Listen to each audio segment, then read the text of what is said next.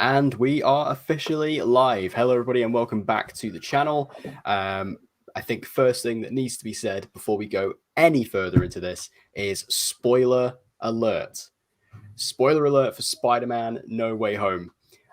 This is going to be our spoiler discussion for the movie. We're going to be delving into every little aspect of the film. So if you have not seen it, do not continue to watch this stream unless you don't care about spoilers, in which case, welcome. Let us ruin the movie for you, which I highly recommend you don't do. But if you're a cretin, welcome.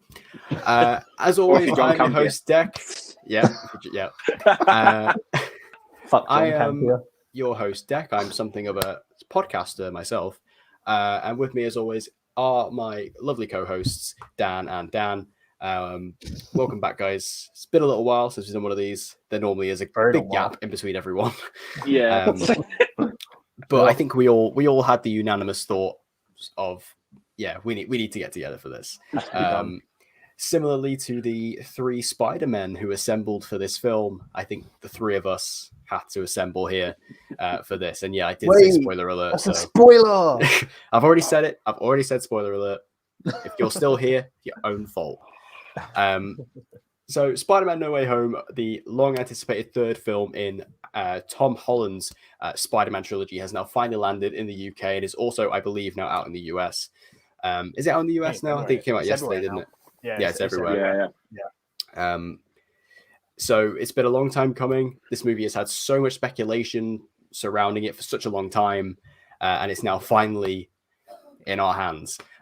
Both me and Hoss have seen it twice. Dan has only seen it once so far, but he's seeing it tomorrow. But there is so much to dive in. There's so much to dive into with this film, which, like I say, me and Hoss will remember it a little bit more. This guy, no, my camera's the wrong way around this way. He won't remember so much.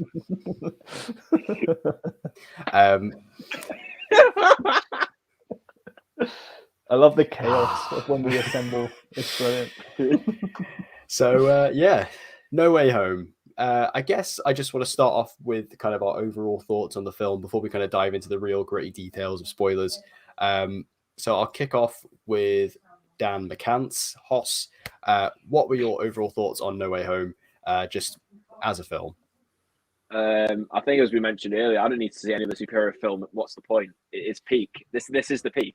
Like, being real, like, going in, because I was obviously massively excited, but I was also like really cautious going in, because obviously of all the rumors of like what could be in the film, all these characters you have from all these other franchises, and especially like the original trilogy, because I hold that really close, because that was kind of the trilogy I grew up with.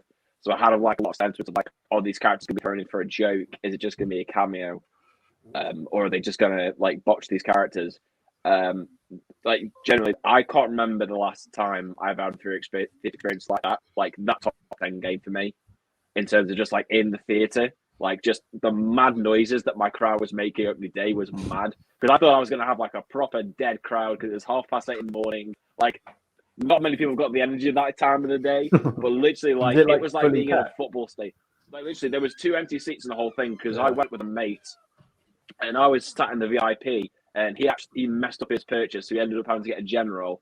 And there was 2 empty seats, and one of them, by lucky chance, was VIP right next to me. So of course he just nicked the seat and just sat next to me. Nice. So he saved himself student wage. He saved himself £3 on a VIP. But nah, honestly, that theater was packed, and literally from like the first big character reveal, like within the first 10 minutes of the film, I was leading the chant. Everybody went mad, and then literally like from there onwards. Like, I've never heard a cinema go that loud. Like, even when I went to watch Endgame, like, they only shouted, like, or chanted, like, twice.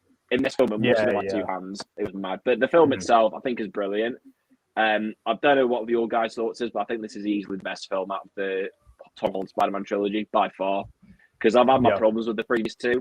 But I feel like this one, even when you take out all of the people that we had coming back, like all the villains, all the heroes, even if you take all of them out, the film in of itself is so strong as a story just for Tom Spider-Man on his own. And I feel like this is the first time I really felt like I've felt a proper change with him as a character. And I feel like he's progressed. I feel like there's consequences for his actions. I love that. I think the direction here is way better. You feel like John Watts has progressed way more than his other films. The villains are used all brilliantly, like Willem Dafoe, Alfred Molina, especially Willem Dafoe. I bow down to the man because he's honestly, I'm gonna He's the come with a goat. hot take right now. Easily top 5 MCU villains. I do not care. Maybe even top 3. Yeah, I've Like seen that as well, he genuinely was phenomenal. The action was all amazing. The way this film ends puts it in a place where I'm really excited to see what they do with the future. Yeah. Just in general, a brilliant film. Probably for me, top 3 Spider-Man films. And yeah, easily, like I say, the best of the trilogy, hands down. The gap between this and my second favorite, Homecoming, is like this big. Like, it's ridiculous. I think this is a brilliant film. Yeah, go on, Dan. Yeah, man, like I was just so excited for it. Like I didn't go on Twitter for like the whole day. I went into cinema and like I went with my mate and his wife, and they were like talking to each other. But as soon as I got into cinema, I like put headphones in. I was like not talking to them because I was honestly, they were like, "Oh, that's such a stupid idea," but like I didn't want some little 13-year-old going like, "Oh my god, I can't believe Aunt May died." Which, by the way, is a spoiler. And if you haven't seen the film, like Dex already said, it's a spoiler talk. Aunt May dies. If some little kid has said that, like I don't care if he's like joking. So I then go in thinking, "Oh, Aunt May is going to die," and then it happens. I'm like, I will find that kid and I'll kick him in the head. Yeah, so like I was just so anticipated this film like so much, and honestly, from like the first 5 minutes, man, like we get that character reveal, which is Peter Parker's very good lawyer, Matt Murdock himself. The crowd then was like giving it like claps and stuff, and I was just like, okay, this is where the film's going. Like, we're in for a ride, and it's been like 5 minutes. Like, what the hell? And then like the ending, the new suit. Like, I'm just so looking forward to see what happens in like the next trilogy, and I hope they keep John Watts. Like, I want him to do another trilogy. I don't want him to sort of change the directors, because I feel like then it could like change the style of it. So I'd rather they just keep John Watts. And I'm also so excited to see what he does with Fantastic Four. Yeah. Yeah. But yeah, like the ending, or just like the whole film was just done like so well. Like you said, Hoss, like the sort of the other Spider-Men weren't just cheap cameos. Like they really like kept the characters, and they were written like so well to feel like the Spider-Man that I'd seen like back in like 2001. Like it was so good. Yeah, man. 10 out of 10. Best MCU film, best Spider-Man film. Like that's my take. Come at me, Deck, if you want, but that's my take. Bro, he's coming out with hotter takes than me. Jesus, that's Hoss is gonna write a diss track on me next. I know, yeah. Still waiting on that. I can't be dissing that opinion, bro, because I'm not probably far behind. I'm nice. Like I said, I can't spoil my rating because I've not done like my actual rating for my review. But let's just say it's definitely like teetering between 9.5 and a 10. Like, I'm you guys, straight up 10. Are you guys seeing the comments? No. Have a look at it. Oh my! What the fuck? We got like a sexy bot in the comments. What? I've not seen these comments. We've got a sex bot in the comments. I hadn't clicked on private chat. I thought you meant there was actually like good. Well, I mean, welcome to the stream, Love Face XYZ online strips without clothing. Welcome to the stream. Welcome to the stream. Glad you're a part of it. Hope you're enjoying yourself. I hope you enjoyed Spider-Man No Way Home. And I hope you know this is a spoiler talk, because we're about to talk in some real dirty stuff, dirtier than what you do, I'd imagine. Unfortunately, the 3 Spider-Men do not have a threesome, so that would be very disappointing. No. Damn it! No. Yeah, I was hoping for that. Yeah, I mean, for me personally, No Way Home was everything I wanted it to be and more. Yeah, 100%. I completely agree. I think this is the best. I think this is the best Spider-Man film. Like, I mean, I rewatched them all leading up to this, and because I hadn't seen the Raimi films for years. Amazing Spider-Man 2 I hadn't seen in years. So rewatching them was a really fun experience, and especially because I mean, me and Hoss have always had a back and forth over the years about the Raimi trilogy, and I have to say, I get it. I get it now. Especially, I mean, Spider-Man 3 is definitely the weak link, but the first two particularly are fantastic. And the Amazing Spider-Man films, I liked the first one, the second one not so much. I like Garfield. I don't know if I really like the plot. Like that's the thing. I love Garfield's Garfield, great, and Emma Stone as Gwen is like really good, but yeah, it's sort of like the plot of like the villains is just a bit, yeah. But I went into No Way Home obviously with there were some expectations, but it kind of just blew everything out of the water in terms of not only the big stuff, but also like the depth of the characters, the depth of the story, sort of how dark and brutal and emotional it was. It just completely blew all my expectations out of the water, and it just made for like, especially the first time I watched it opening night, when you throw in like the crowd reaction, which I was saying this to Dan before we started recording, but here in the UK we just don't get cinema reactions. No. It's just not because we're so, as a nation, we are miserable, so we don't get it. And this is literally the second time it's ever happened. The first time was Endgame for me, the Endgame midnight screening, and then the second time was this, and the reaction was just, it was so good. It just it fueled my energy, and I genuinely felt like when the film ended, my heart had to stop beating like so heavily for like nearly 3 hours. I literally stood up and I had to like just breathe, because it just felt like I was on an intense ride that was non-stop the entire way through. So yeah, I think this is the best Spider-Man film. As you said, Hoss, I think with Tom Holland's character, the way that I agree with you. Like by the end of the film, I felt like he had progressed, and I felt like he had particularly matured as a character. Particularly with the decision he makes at the end of the film, and kind of the way we see him kind of deal with that. Even if it is just a little bit, I felt like he had really grown up throughout this film. And I do agree, this is my favorite MCU film. I mean, my favorite MCU film before this was Homecoming, and I like this more than Homecoming. So, I think that this film is just tremendous through and through. Like, not only is it a great film in terms of fan service and pleasing everybody, but also just as a film and as a Spider-Man film, it's just top tier stuff. Like, I have a couple of small minor flaws, but beyond that, I think this film's incredible, and I can't wait. Like, I've seen it twice. I'm gonna probably watch it another 2 more times, probably in the cinema, because it's just it's that good. So I guess we can kind of just jump straight in, and let's just dive into it and get it out of the way. So the two Spider-Men do show up in the film, Andrew Garfield and Tobey Maguire. Let's start off with Andrew, just because he's the one who first shows up. And yeah, I mean, the reaction when he showed up was one thing. Seeing him, because it's quite interesting the way they do it, because obviously you've got Ned, who kind of has the Doctor Strange portal ring in this film, and he is trying to find Peter, and he opens it, and then we just kind of see. And I remember I heard his voice particularly first. You kind of hear him say something, and I was just like, that's Andrew.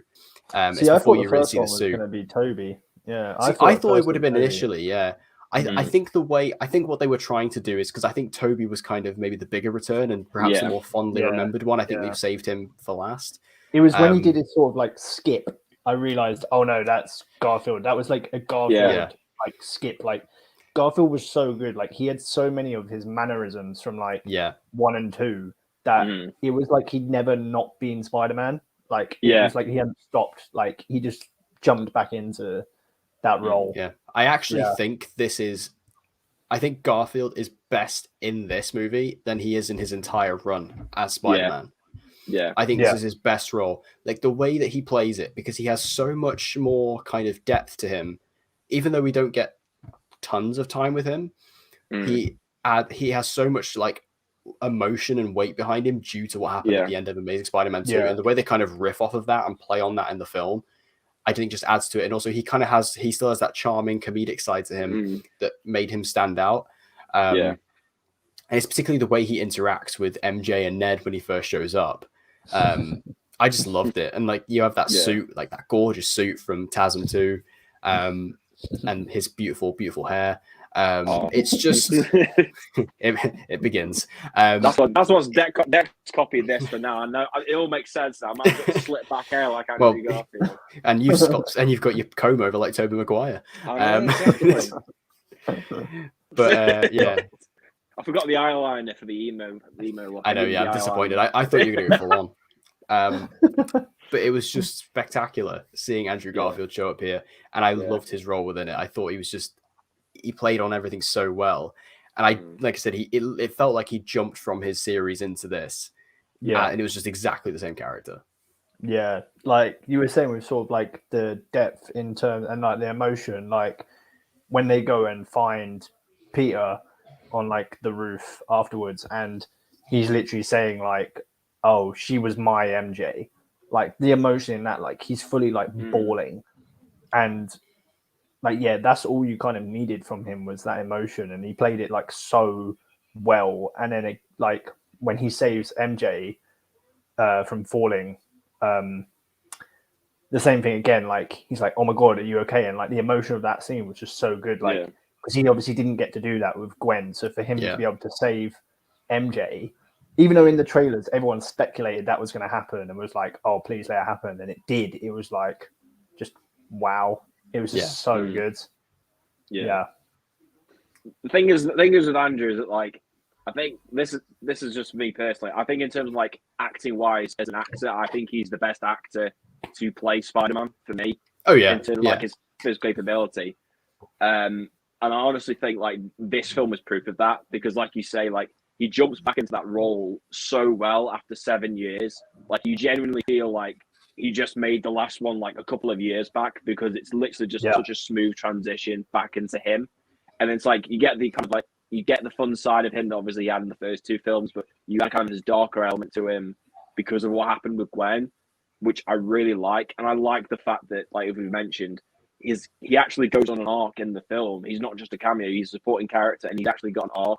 Because you see him, he's kind of, you get this idea that he's done some dark stuff after Gwen's death and like he's not exactly full of confidence in himself. And then you see him kind of throughout the film, you know, he kind of gains the confidence. He kind of redeems himself when he saves MJ. So just all of that together, it just creates this role that's not just like this throwaway cameo. It's got its own purpose, not just for him, you know, helping Tom's Spider-Man, but kind of like also progressing his Spider-Man story and kind of giving him a nice bit of closure because, you know, in the likelihood that we may never see him again, I think this is such a brilliant way just to leave off his character. Like I say, I think he was just brilliant. Andrew Garfield, like, I just loved seeing him back. And like I say, he's just, the man was a massive fucking liar because for literally like a whole year, man, had been there straight facing interviews being like, honestly, he's the worst liar ever. Honestly, like, the worst liar ever. After that interview where he was asked about the leaked image and he was just like, "What are you talking about? Oh no, I've seen it, but it's fake." I was like, Andrew, I love you. I love you, man. But come on. It's the same with like Charlie Cox. Like when I saw him at MCM, like I jokingly said to him, like, "Dude, blink if you're in No Way Home." When I saw him, and we had like this intense like stare down, and he blinked and then like just laughed. But even then, so I was like, "All right, cool." Even then, we went into a panel later on, the Daredevil panel. And of course, like the host was like, "Oh, so I don't know if you've heard, there's this other red guy, shoots webs and stuff. Would you like to be in his film or interact with him?" And he was just like, I just couldn't get his words out. And it was like, "Yeah, he's in it. Dude's in it." And he just kept talking about like, he was talking about how if he could bring it back, this is how he would do it. And like, he was talking about as if he'd already done it, basically. Yeah. So it was just like, "Yeah, dude, you're a fucking liar. I'm not listening to you again, man." Yeah, that was a pretty cool moment in the movie when you have the shot of Andrew and he's like with his mask off and he's on the bridge. Like it's the leaked image that we all saw. Yeah, because I bet Campia thought he was fucking smoked when that came out. Right. But what was funny was that image became so kind of infamous. Is that actually got a reaction in my cinema because people were like, "There it is." Same, literally. People were just also cheering in the cinema when they saw that exact pose and the exact words from his mouth. My cinema was just like, Yeah. Yeah. But yeah, I think Andrew he knocked it out of the park. He was great, and just fitted so well. And then we have Tobey Maguire, Oh, Lord and Saint. Yeah, the absolute G, boy. the goat. Toby, I mean, Tobey Maguire is not a great actor, but he's not. Nah, He's not. Nah. What is this awful take, Declan? I'm not having this. I'm not He's having not. this. He is a great But- actor. Have you not seen Spider-Man 2? Yeah, The original text. recently, really recently. But what I will Let say me, about Hoss, Toby, let me just play that Daredevil gif of him just throwing the thing on the floor. It's happened. But- The inevitability of death saying something fucking Yo, stupid. wow. let me just say that what I really liked about Toby's appearance in this film is that he It's a continued his madness, shit acting. Because no, what I really like about Toby in this film is just like Garfield, he really felt like he just came straight back out. Like he plays it exactly the same. Like he's just this complete dork. He's really awkward. He's so like a nervous. nerd. He doesn't like move his body, which I think is really funny. And it even comes down to like, and this is what I'm talking about. Like, so you know the scene where he jumps in front of Tom to like stop him from killing Goblin. Yeah. His face just doesn't move because I was expecting like a scene where he's like shaking his head or like saying like no, don't do it or something like that, but he's just out there like. Man said it with his eyes. He just looked at him. He said it with his eyes, man. His non-expressive eyes. Yeah. His eyes were expressive, bro. Come on, you were just sat there gazing into Willem Dafoe's eyes. That was why. Man was just like, no, give me Willem Dafoe. Come on. But no, I mean, Toby in this, Nah. like this is why I want Spider-Man 4. Because Toby in this is exactly what I would want from Spider-Man 4 because he is older, like he looks older, he has like the facial hair and stuff, and that is what I'd want from Spider-Man 4 if they were to do it. And I think that seeing Toby in this film, like, because don't get me wrong, I really like Tobey Maguire as Spider-Man. I never used to be the biggest fan, but like I said, when I rewatched it, I really grew to like him. I like think I say, me saying poor writing with the films that kind of takes, like, people think that Toby isn't that good because of just some of the writing in 3, like man dancing and shit like that. People go, oh well, you're stupid, but that's wasn't why Toby's fault. I actually see this is going to be a controversial take. I actually don't hate Spider-Man 3. I actually really like Spider-Man 3. I don't hate it. I just think I think it's easily the weakest of the 3. I actually don't mind the dancing stuff. That's the bad thing. I don't mind the dancing stuff. Yeah, see, it was a step too far for me because when I was watching Spider-Man 3, that's the point. He got the symbiote. He got the symbiote. It became a sex pest, man. He's walking around catcalling women and shit. No, but the thing is that like, but he's a geek. He's a nerd. That's his idea of being cool. But to everyone else, it looks stupid. That's the whole point of it. But that's what's weird though, because some people are like, "Oh, what an idiot," but other people are like, "There's a couple of women who look at him like, oh yeah, I love a bit of that." Some people love it.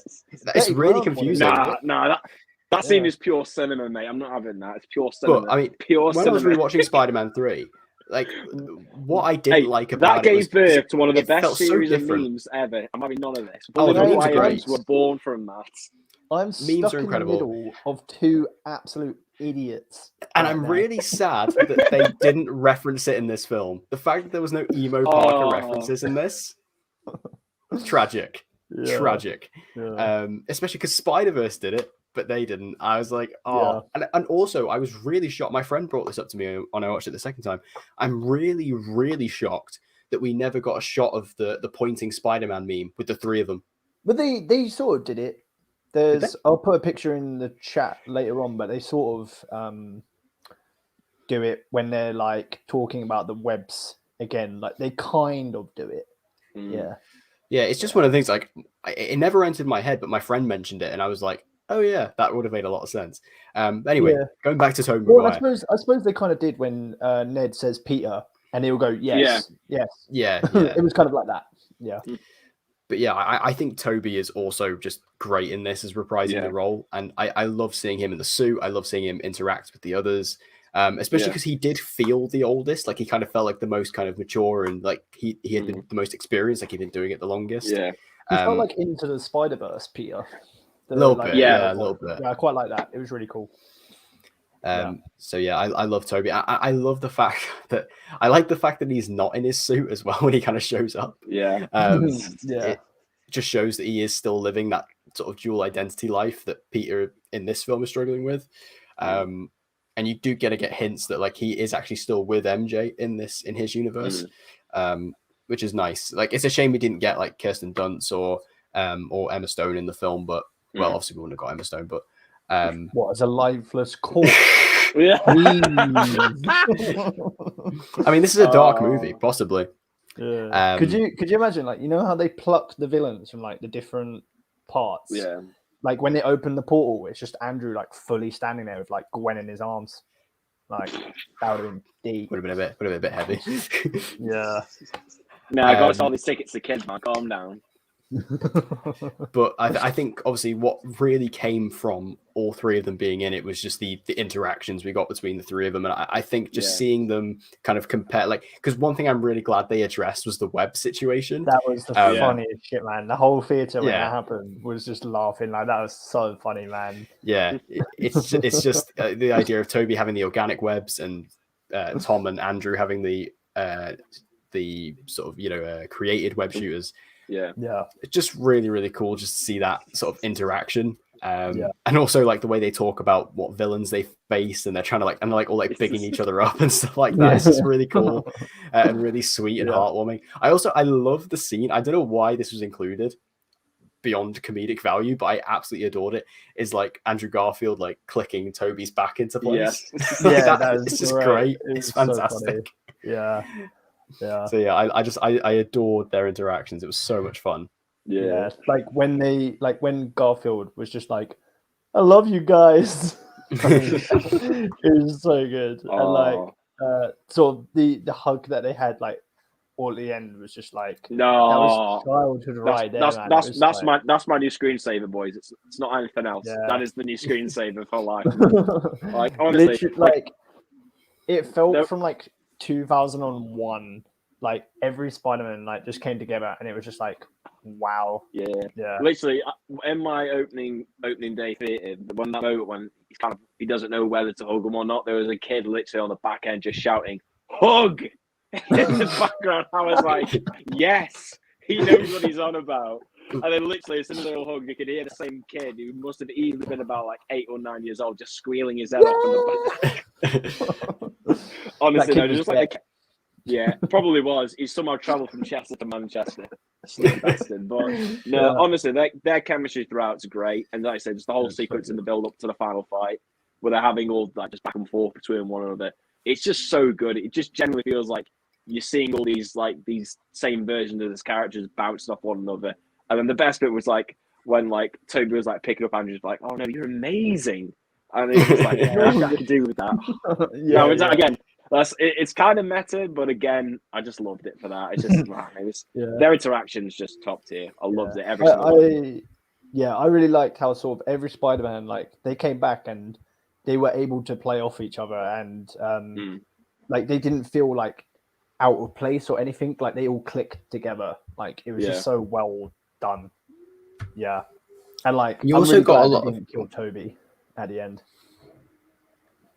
Yeah, I thought they were going to be fair, when he got stabbed. I actually thought, I guess that kind of makes sense, but it's like full circle. Like obviously, if they killed Toby, I would have cried at that death more than Tony Stark, bro. That's like my childhood. 100%, mate. I would have been bawling. Like, I'm so glad they didn't. He's like, I've been stabbed loads of times. Like, he's like, no, we can't kill you, so Sam Raimi can have that brief hope of Spider-Man 4. That's what it's all about.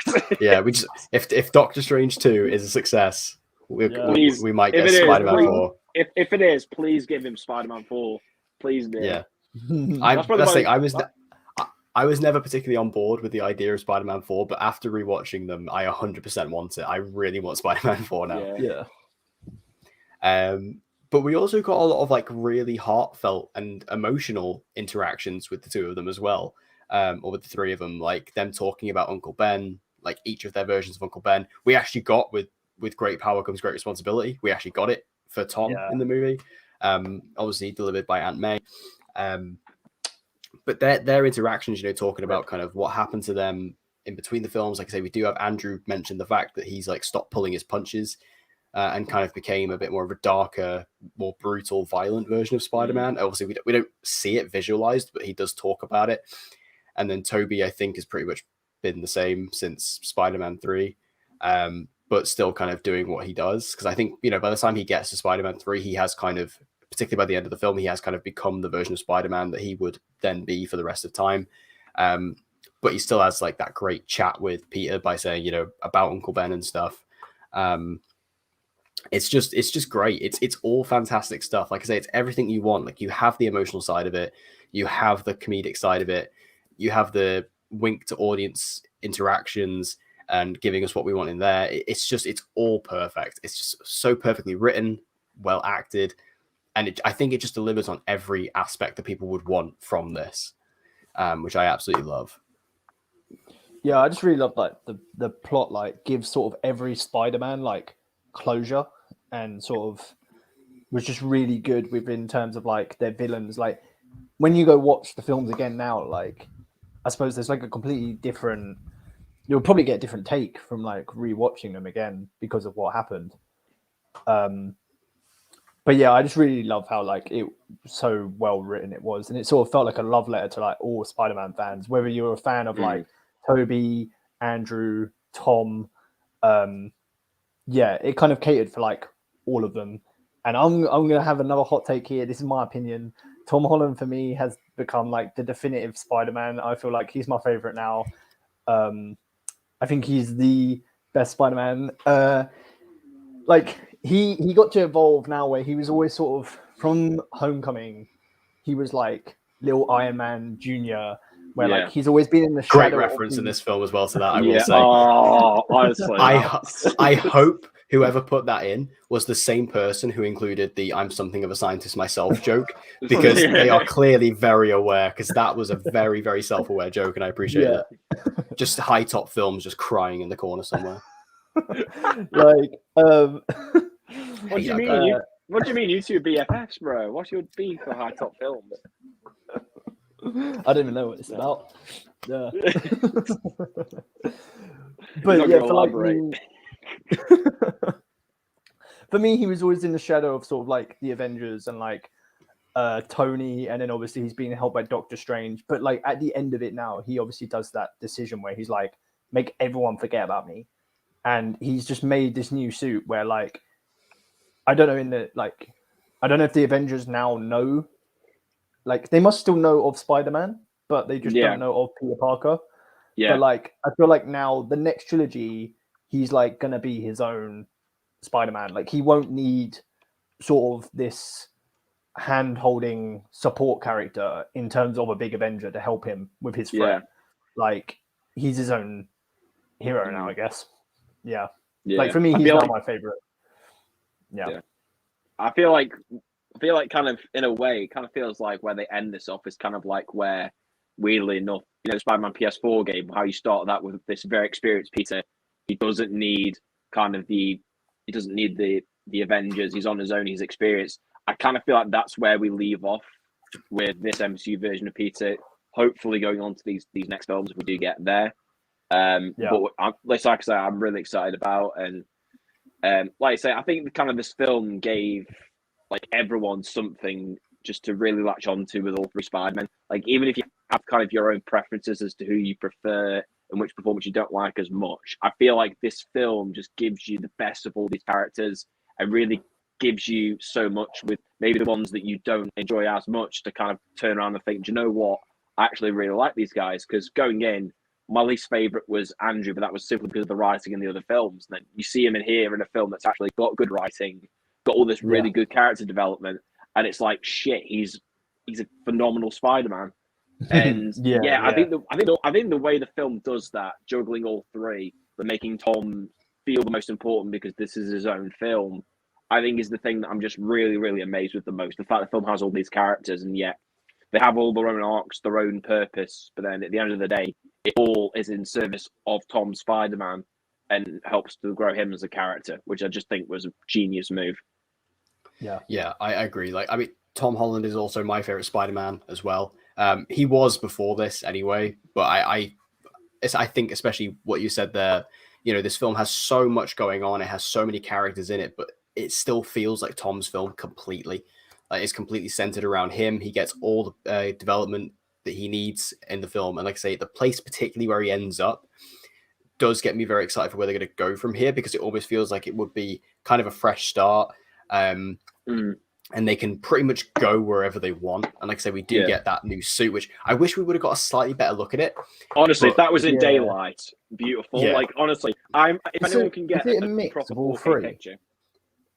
No, I think it's just don't- completely Has different he suit. taken all three designs from like the No, other two that he's I think it's just a complete. I think from what I can tell, based off because you can see he's obviously sewn it together. So I honestly think it's a new suit. Because like you said, you can tell by the blues. Inspiration from like the different like spider like emblems, and like I feel like he's got Toby's sort of webbing on it, but then it's sort of like the blue from Andrews, I think. I'm gonna wait until they release the action figure for it, then I'll make my decision. Yeah. I mean, I like I said, I mean that It new looks suit, proper like comic book. Yeah, like, it looks like the most classic comic, Spider-Man. like, yeah. Yeah, and I can't wait till we actually do see it properly. Because like I say, it's a nighttime shot, so you can't see it the best, and it's very brief. But what we do see of it looks awesome. So I can't wait to see it again, whether it be in the next Spider-Man film or wherever Spider-Man shows up next in the MCU. It's just great, and I think that with all three of the Spider-Man being together in this, and with Tom really being elevated, like I think honestly having the other two Spider-Men in it is kind of what Tom needed to kind of become the Spider-Man that he needs to be. And he really becomes his own hero, and I just can't wait to see what they do with him now going forward. Like he does feel like he's matured, he's become his own hero. And with Spider-Man 4, like, I mean, they've already spoken about the fact that Spider-Man 4 is now in production. Kevin Feige was talking about that today. Like, they're basically in active development of it now. And Amy Pascal has said that, you know, they've already got Tom Holland signed on for 3 more films, doing another trilogy. So with the MCU, they clearly have a lot of time and want for Tom Holland to continue as Spider-Man in this universe. So I just can't wait to see what they actually do with that. Now, the other big cameo in the movie, which is all it was about for me, I just couldn't believe it when my boy, Daredevil, the boy. I mean, this is what I mean. Don't get me wrong; it's exciting that Toby's in the movie. It's exciting that Andrew's in the film, but the idea, the tease that Charlie Cox was in this film as Daredevil, or at least as Matt Murdock. Yeah. Oh, I just couldn't believe it. And what really upset me was I was the only one in my cinema who reacted to this. I cheered straight away. Like my theater like cheered, and I sat there and I was sitting next to my mate. I full on like grabbed my mate, and I was just like, yeah. I went with a group of guys from my work, and there's me and my mate Harry, and we're both huge Daredevil fans. And literally, we were sat next to each other, and when we just see like the cane just slam, we were literally just like freaking out. Now, to be fair, there might have been a little bit of reaction to it, and maybe I just couldn't hear it over my own hype. But it definitely wasn't to the same level of Toby and Andrew. But I mean, Daredevil's appearance in this, it's incredibly brief, but Charlie Cox doesn't miss a beat in this. No. He is so on point. As Matt, it's literally he's just like we said about the other two. Like he literally just comes straight from Daredevil into this. He plays it so true to the character. Yeah. And you know the way he catches the brick, it's badass. The look, he just has it all down to the wire, and I just absolutely love everything about it. Like even though the cameo must be 30 seconds to a minute, it's just so it's so juicy of what we get. It's so worth it. I was like slightly annoyed that it was only that cameo. I would have loved for like him to either like have a courtroom scene or him to be in the police department, like when they're interrogating him type thing. Do you know what I really wanted? I think that the way, I mean, I have no problem with the way they did it, but in my head, the way I kind of pictured it was, I'm glad he's back. You know, in The Defenders, when he kind of comes in, he says, "Jessica Jones, stop talking." Yeah, and then he kind of goes. I was expecting that. I thought that. I think they filmed it like different ways, because you remember in like the original first trailer we got where someone slams a book on the table and everyone went, like that's Matt Murdock, that's gonna be him. Yeah. And then that didn't even happen in the film. Like no one slams the thing on. Yeah. So I No. think there may be a different cut to it. I don't know. Yeah. Because the Yeah. thing is, there was the whole rumor, weren't they? Because they were doing reshoots for No Way Home, and Charlie Cox pulled out of a convention because of like scheduling conflicts, and it was like the same time that No Way Home was doing reshoots. So it honestly wouldn't Yeah. surprise me if they like reshot his like cameo in the film. Yeah. That wouldn't Yeah. surprise me. Because the thing is, like, I always kind of felt like when we heard the rumblings that he might be in the film, I always thought it would be in a court scene. So Yeah. maybe it was that. Maybe it was him kind of running into like the police room saying "stop talking." I wanted that. Whether it got changed, yeah.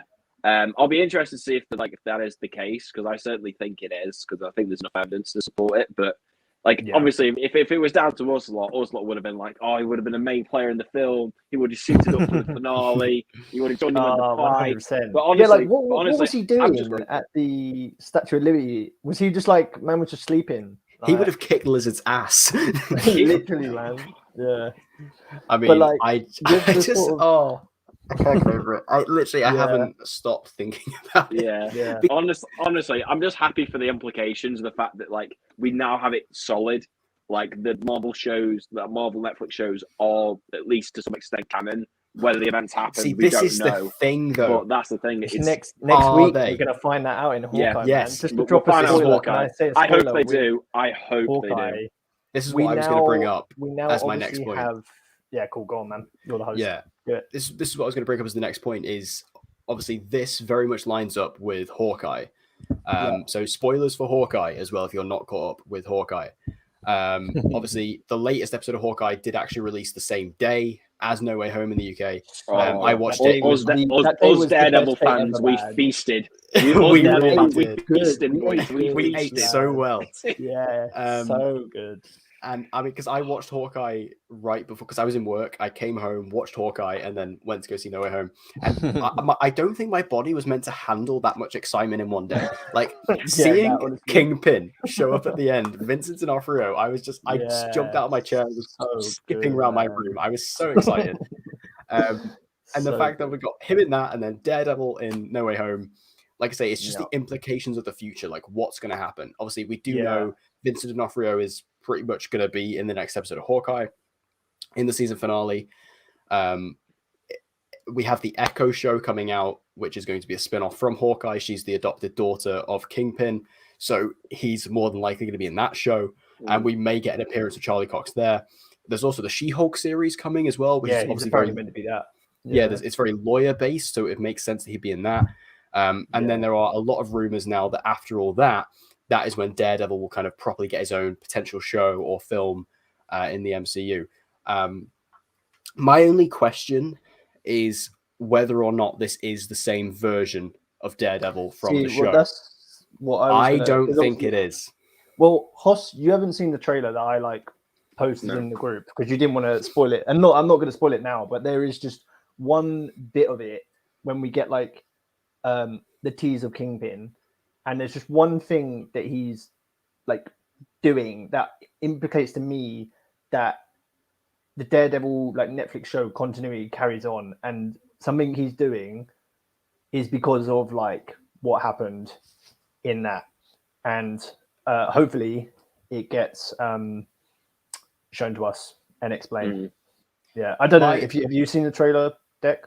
No, I've not seen it. For me, the reason why I don't think it is, I mean, don't get me wrong. I mean, I want the continuity to continue just because it's so. I don't see why you wouldn't. I think it's so going good. to. Yeah, I think it's going to. But my kind of speculation was Kevin Feige as a producer. He likes to be in control of everything, and he likes to kind of be the guy who has created everything. And he didn't create the Netflix shows. He wasn't involved creatively with those whatsoever. They're not his shows. They're not his characters. They're not his project. They're not a part of his MCU vision. And I understand, I mean, I'm sure he probably watched all the shows. I'm sure he's a big fan of Daredevil because, I mean, why wouldn't you be? But I'm sure that he is so happy to have Charlie and Vincent come back in their roles. But the problem when you bring in Daredevil, if you write it back into continuity and actually bring it into MCU canon, because it's obviously, when you watch Daredevil and the other Netflix shows, they're kind of half in continuity, half not. because there are references, but they're never particularly direct, and then the movies never reference the shows. That we have like casting conflictions as well. Like Mahershala Ali is in Luke Cage, and then he's going to be playing Blade, stuff like that.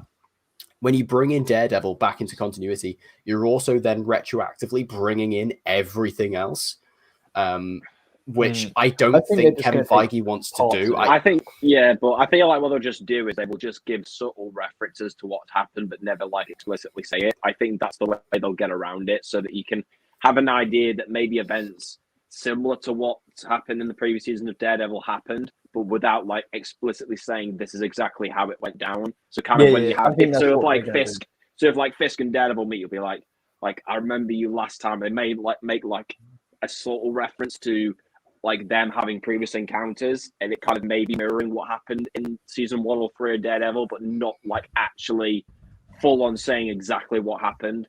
I think it will kind of like it'll be almost like a soft reboot.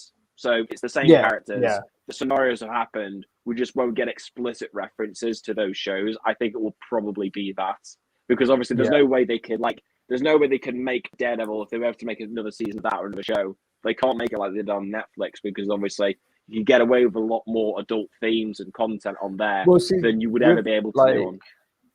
With that though, apparently Moon Knight is supposed to be really like hyper violent. So I mean, if they can do it on that show, there's no problem why they can do it Daredevil. Which I guess we just have to sort of wait and see. But I think Daredevil can work really well in the MCU with like, we've obviously had the cameo of Matt in Spider-Man as a lawyer. Like he can be a lawyer in like any film, like PG, because it's just not like obviously violent.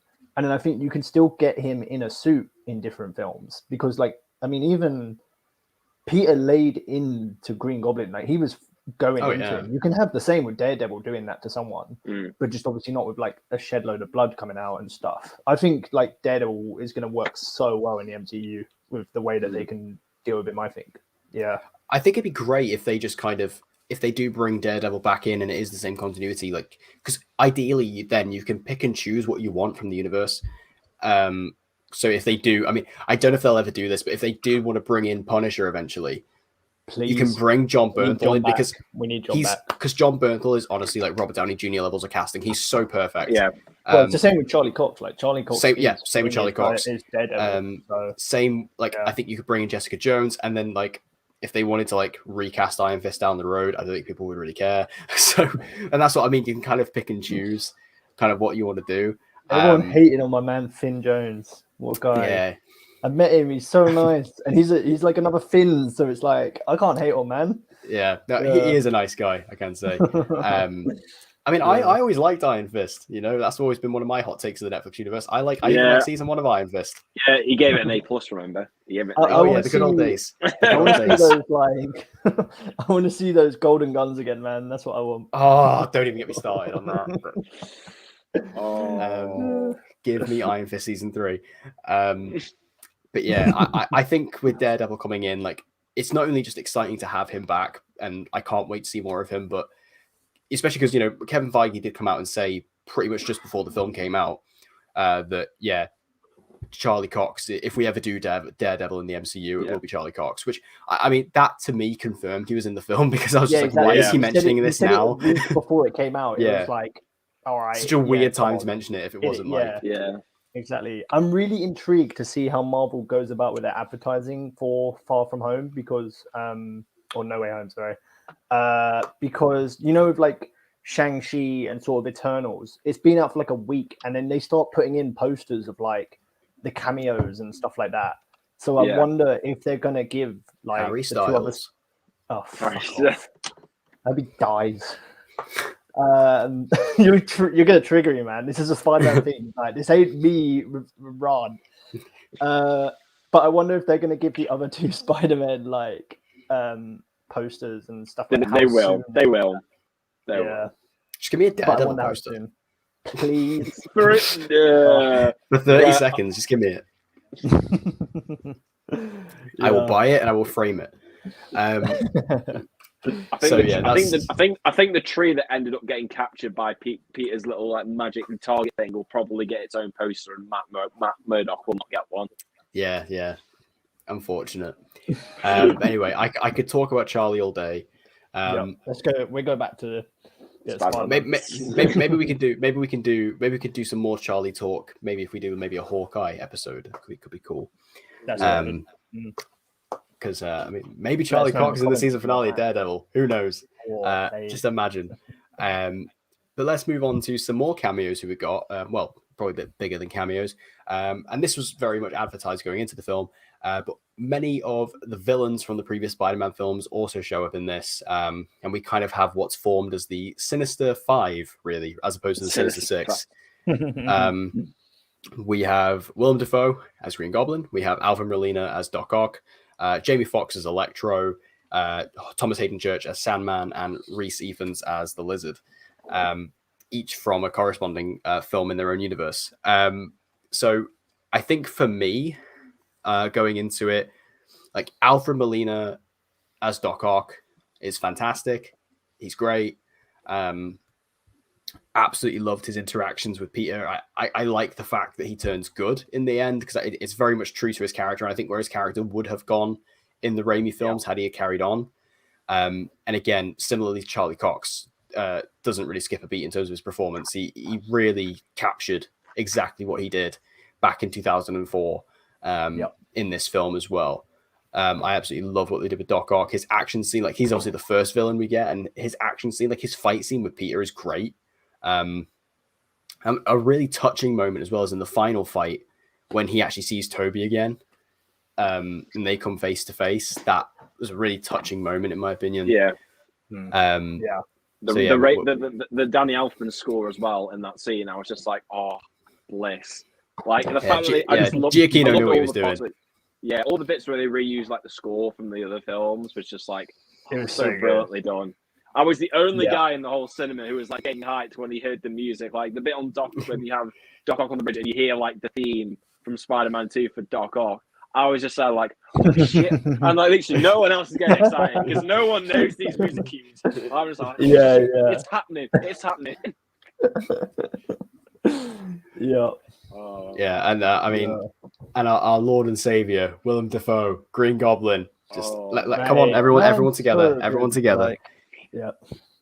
We praise the Lord that is Willem Dafoe. Honestly, I mean, 20 years, like 19 years gap in between the first Spider-Man and this, and the man is still as terrifying as ever. Like you could generally make a case. You could generally make a case he's better in this than he was in the original film. Because my dear God, like, mate, the way like he's such a good actor with like his face. Like you said, Tobey Maguire can't act with his face. Like William Dafoe can. Like, this guy can.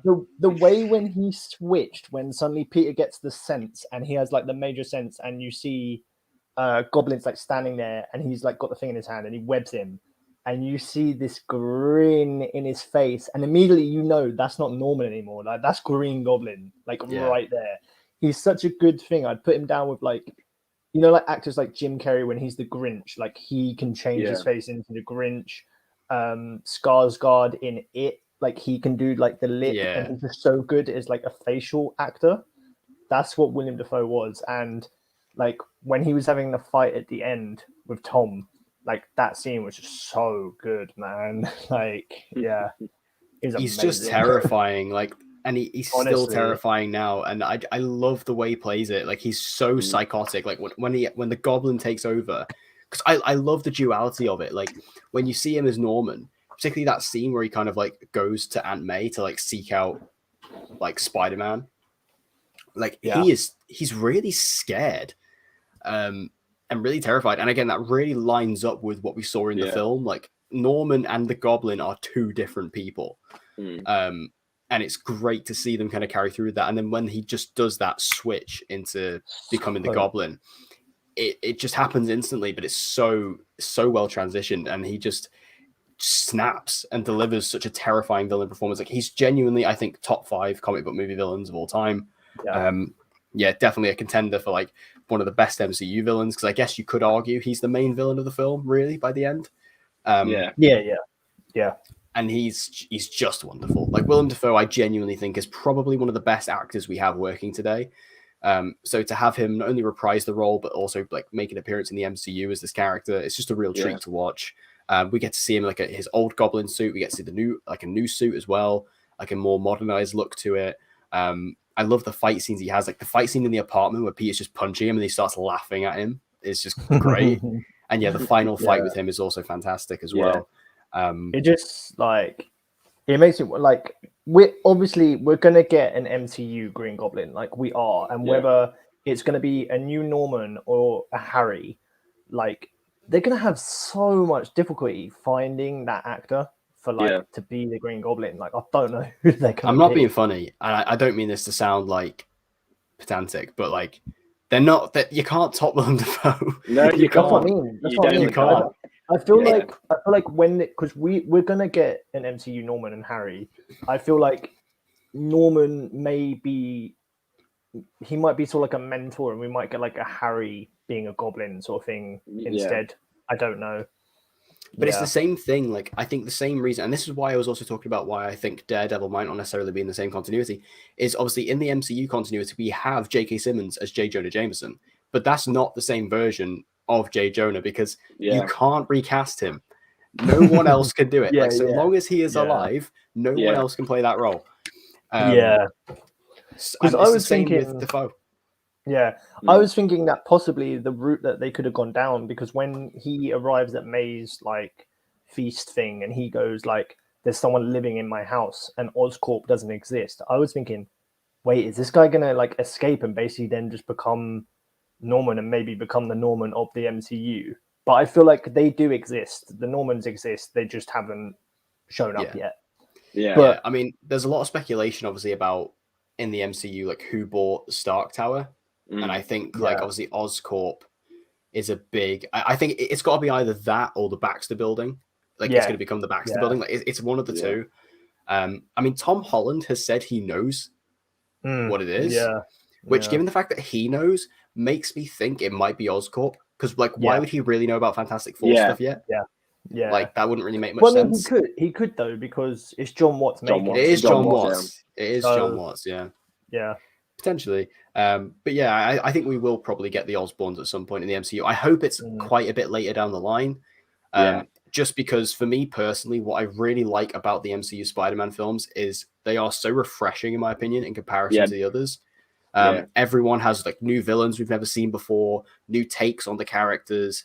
So I hope that, because I really don't want to retread villains. Like I don't want to see Green Goblin. I don't want to see Doc Ock. That's my main like point. Is from that now, is Tom's Spidey basically knows who all the villains are. If he ever meets Dr. or Octavius, he knows that he could be Doc Ock. He knows who the Lizard is. So there's not going to be that reveal. But like the Goblin, like they're such high villains. Like you can't not have an MCU version of him. I feel like you do have to do something different. I think with I think you can either do different takes on them in the same way that they've done different takes on MJ and different takes on Flash. But also there are like, he's a dick. He's such a twat. The Spider-Man Rogues Gallery is probably the best in comics next to Batman. Like I feel there's quite a lot they can dive into. We could get Rhino, we could get Hobgoblin. We obviously there's the Kraven the Hunter film possibly, and we don't know if that's a Sony film, which I think it probably is, but I believe it is. You've got like Kraven.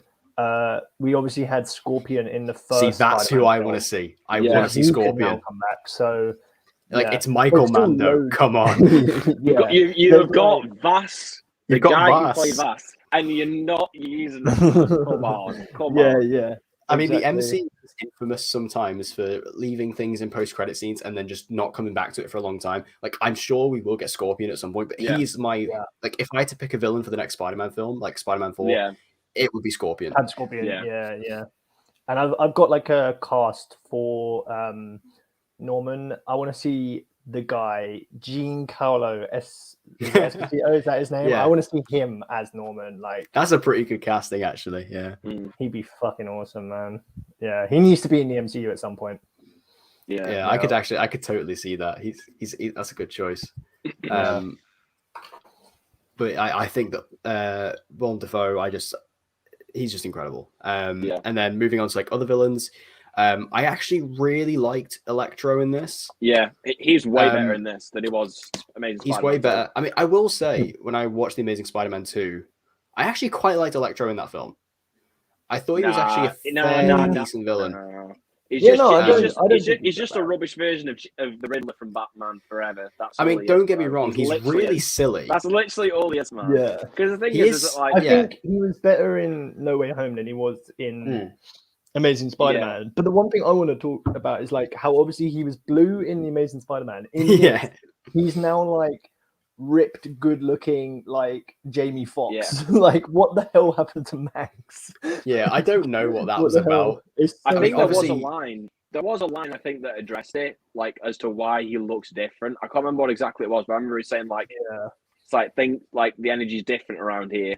And I think they say something like that to explain, like, why he looks different, like, not just when he's got his powers, but also in terms of his appearance. Yeah, But 'cause to be honest with he you, says, I really doesn't don't- he? Yeah, He says, "Oh, I got my body back."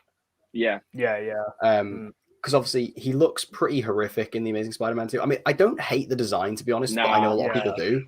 Because it He does look quite silly. I don't think he he's looks that like he bad. looks he looks like the Smurf with flash lightning bolt powers. No chance. Nah, I would much like it. It's just, it looks cooler. It doesn't look as over the top. And Yeah. I just think as well the performance. It's like it has like kind of like over the top elements, like because it's kind of just Jamie Foxx playing himself. But I felt like that in its own was far more memorable and just far more interesting than what they ended up doing with Max. Because like writing wise, he has some okay stuff. Execution wise, fails because the man has no motivation outside of I hate Spider-Man for no reason. Whereas in this one, it's like you know he sees this new world, he sees all the energy. He's got his body back. It's like no, I actually want more of a taste of this. So like honestly, I think like in terms of like villains improved from the original film to this one, I think by far his was like the biggest like improvement. Yeah, I think what they his did appearance. really well with Electro is what they did really well with Vulture in Homecoming is they really grounded him. And they got rid of that silly look, even though like I said, I don't personally mind it, but it is quite silly. They gave him a lot more of a realistic looking suit, which I think was really cool. And yeah, I enjoyed his personality. I like the way he riffed on everyone else because he was quite different as well to everyone else. I enjoyed his powers and the fact that, you know, some of these villains kind of team up with Peter at the end and some of them turn against him. It made sense why he turned against him. Because me and Dan were talking before we were recording about it doesn't really make much sense really why Sandman and Lizard kind of turn against him in the end.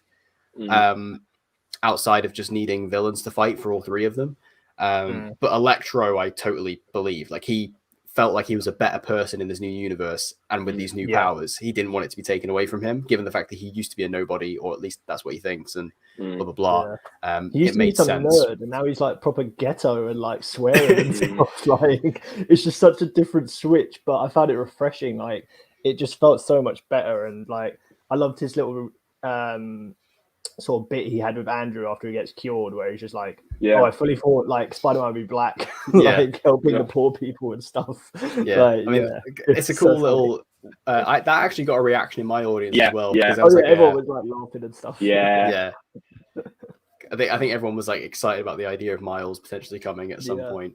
And that was kind of nice as well because it kind of shows that Miles has sort of reached the general audience, I suppose. The fact that people are sort of getting excited about the fact that Miles Morales might come to the MCU, which I think would be awesome. Homecoming, so they've planted the seed of it. And then we had Sandman and Lizard, who are definitely the most like underserved of the five. Lizard especially like doesn't really do much. I think they're decent enough. They serve their roles, but like I say, they just don't really get much to do. Ultimately, and like I say, I don't really understand why Sandman went evil. Really, in the end. I mean, I get it. I get it for when like Peter zaps Electro back into like prison. That part I understand, but like the whole bit when like this whole thing like we don't need fixing, like whether he's escaping because he doesn't want to be fixed. Maybe, but then like the whole fact of why he fights Spider-Man, it's just like I don't care. I was like, okay. And same with Lizard. Like I thought Lizard had kind of got to the point where, because like Garfield says, I've cured Lizard before, so like this is clearly like sort of the version of Lizard that perhaps has been cured before. But I guess that with Lizard though, when he's in that form, he's not quite himself. Yeah, he's a bit. So I guess he's a bit can like make Goblin, that- isn't he? In a way. Yeah. So he's Yeah. kind of got. I mean, he basically was in the Amazing Spider-Man. He basically just was a Goblin but a lizard.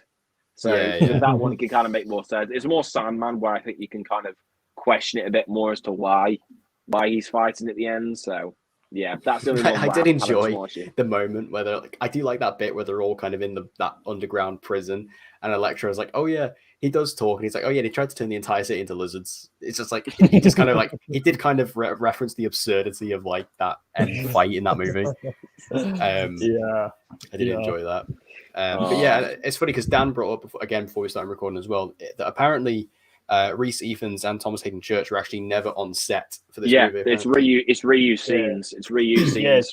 Yeah, from I their read films. it. It was like reused because I was just wondering, like, wait, why is Sandman just always in his sand form? Surely he wants to change back. Like, what's going on here?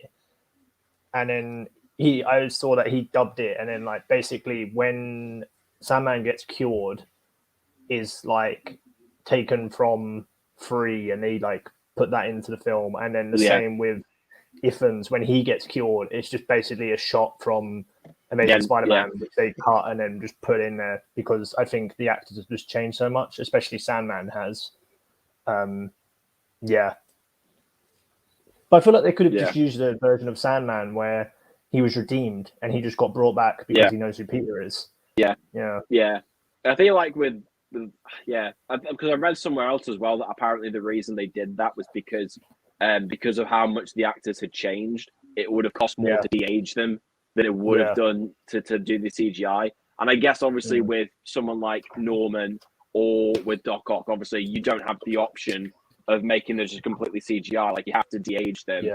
Which Jamie Foxx, you can kind of get away with it because obviously in Spider-Man 2, Amazing Spider-Man 2 was all blue.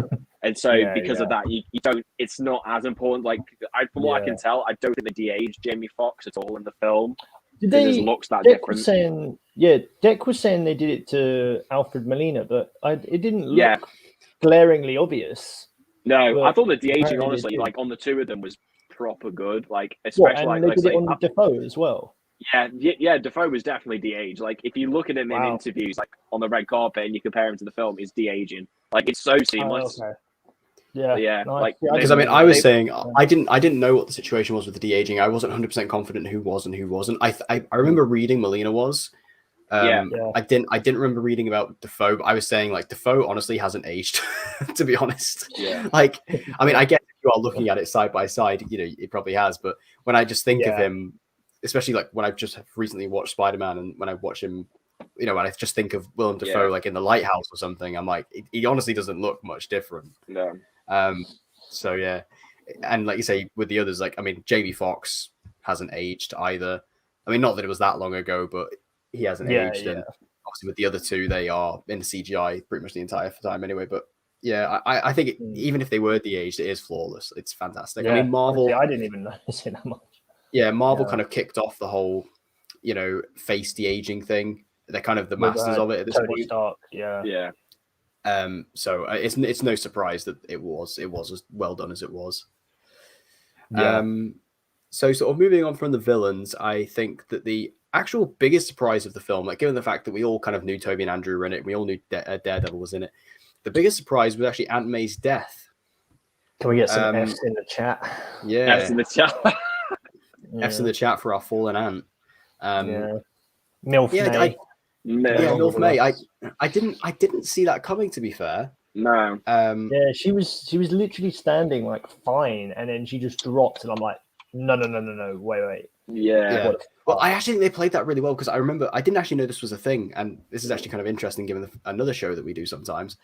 But this is actually a real thing in real life called Walking Dead syndrome, which is basically where it's what she was doing in this film, where she is dying, but she doesn't like realize, like she doesn't know she's dying because obviously she's still up, isn't she? Initially, and she's like, she eventually is just like, oh, I just need to rest.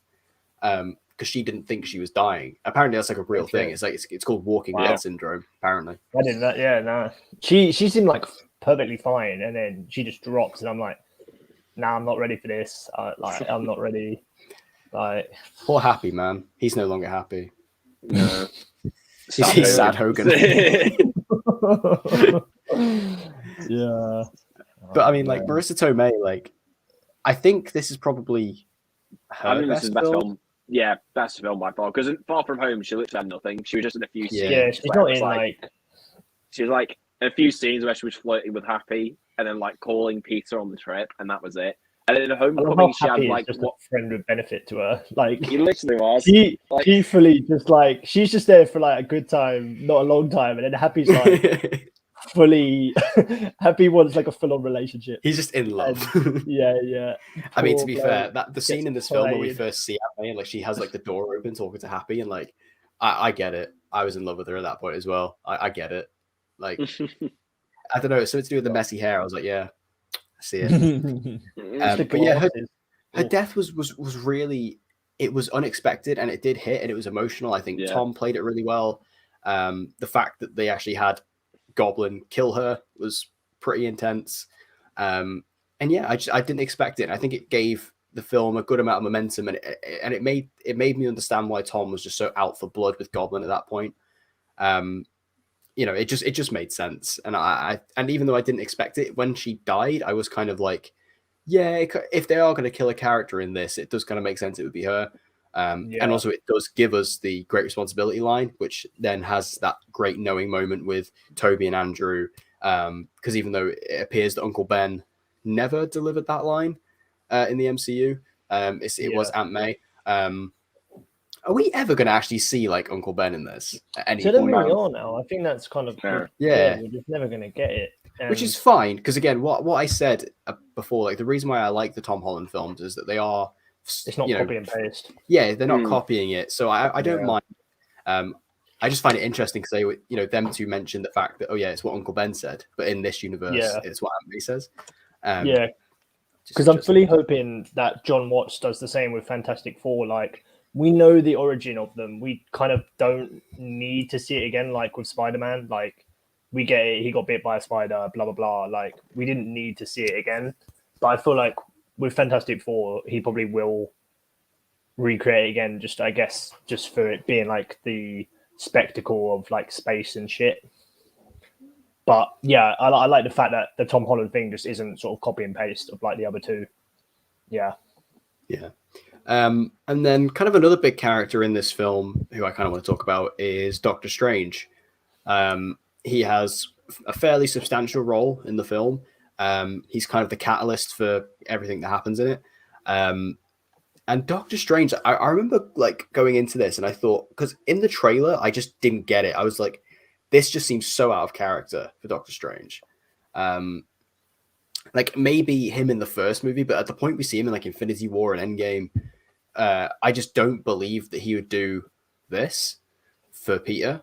But I will say, in the actual film, because in the trailers, it's actually done quite differently. Like the way they phrase it, up the dialogue. Because I was very much of the opinion, I agreed with everyone else, where I was like, yeah, he does seem really out of character. But in the film, I actually think it's way more believable because he doesn't actually do the spell that Wong tells him not to do. He comes up with something else instead. So I actually think that Doctor Strange is actually very much in character in this.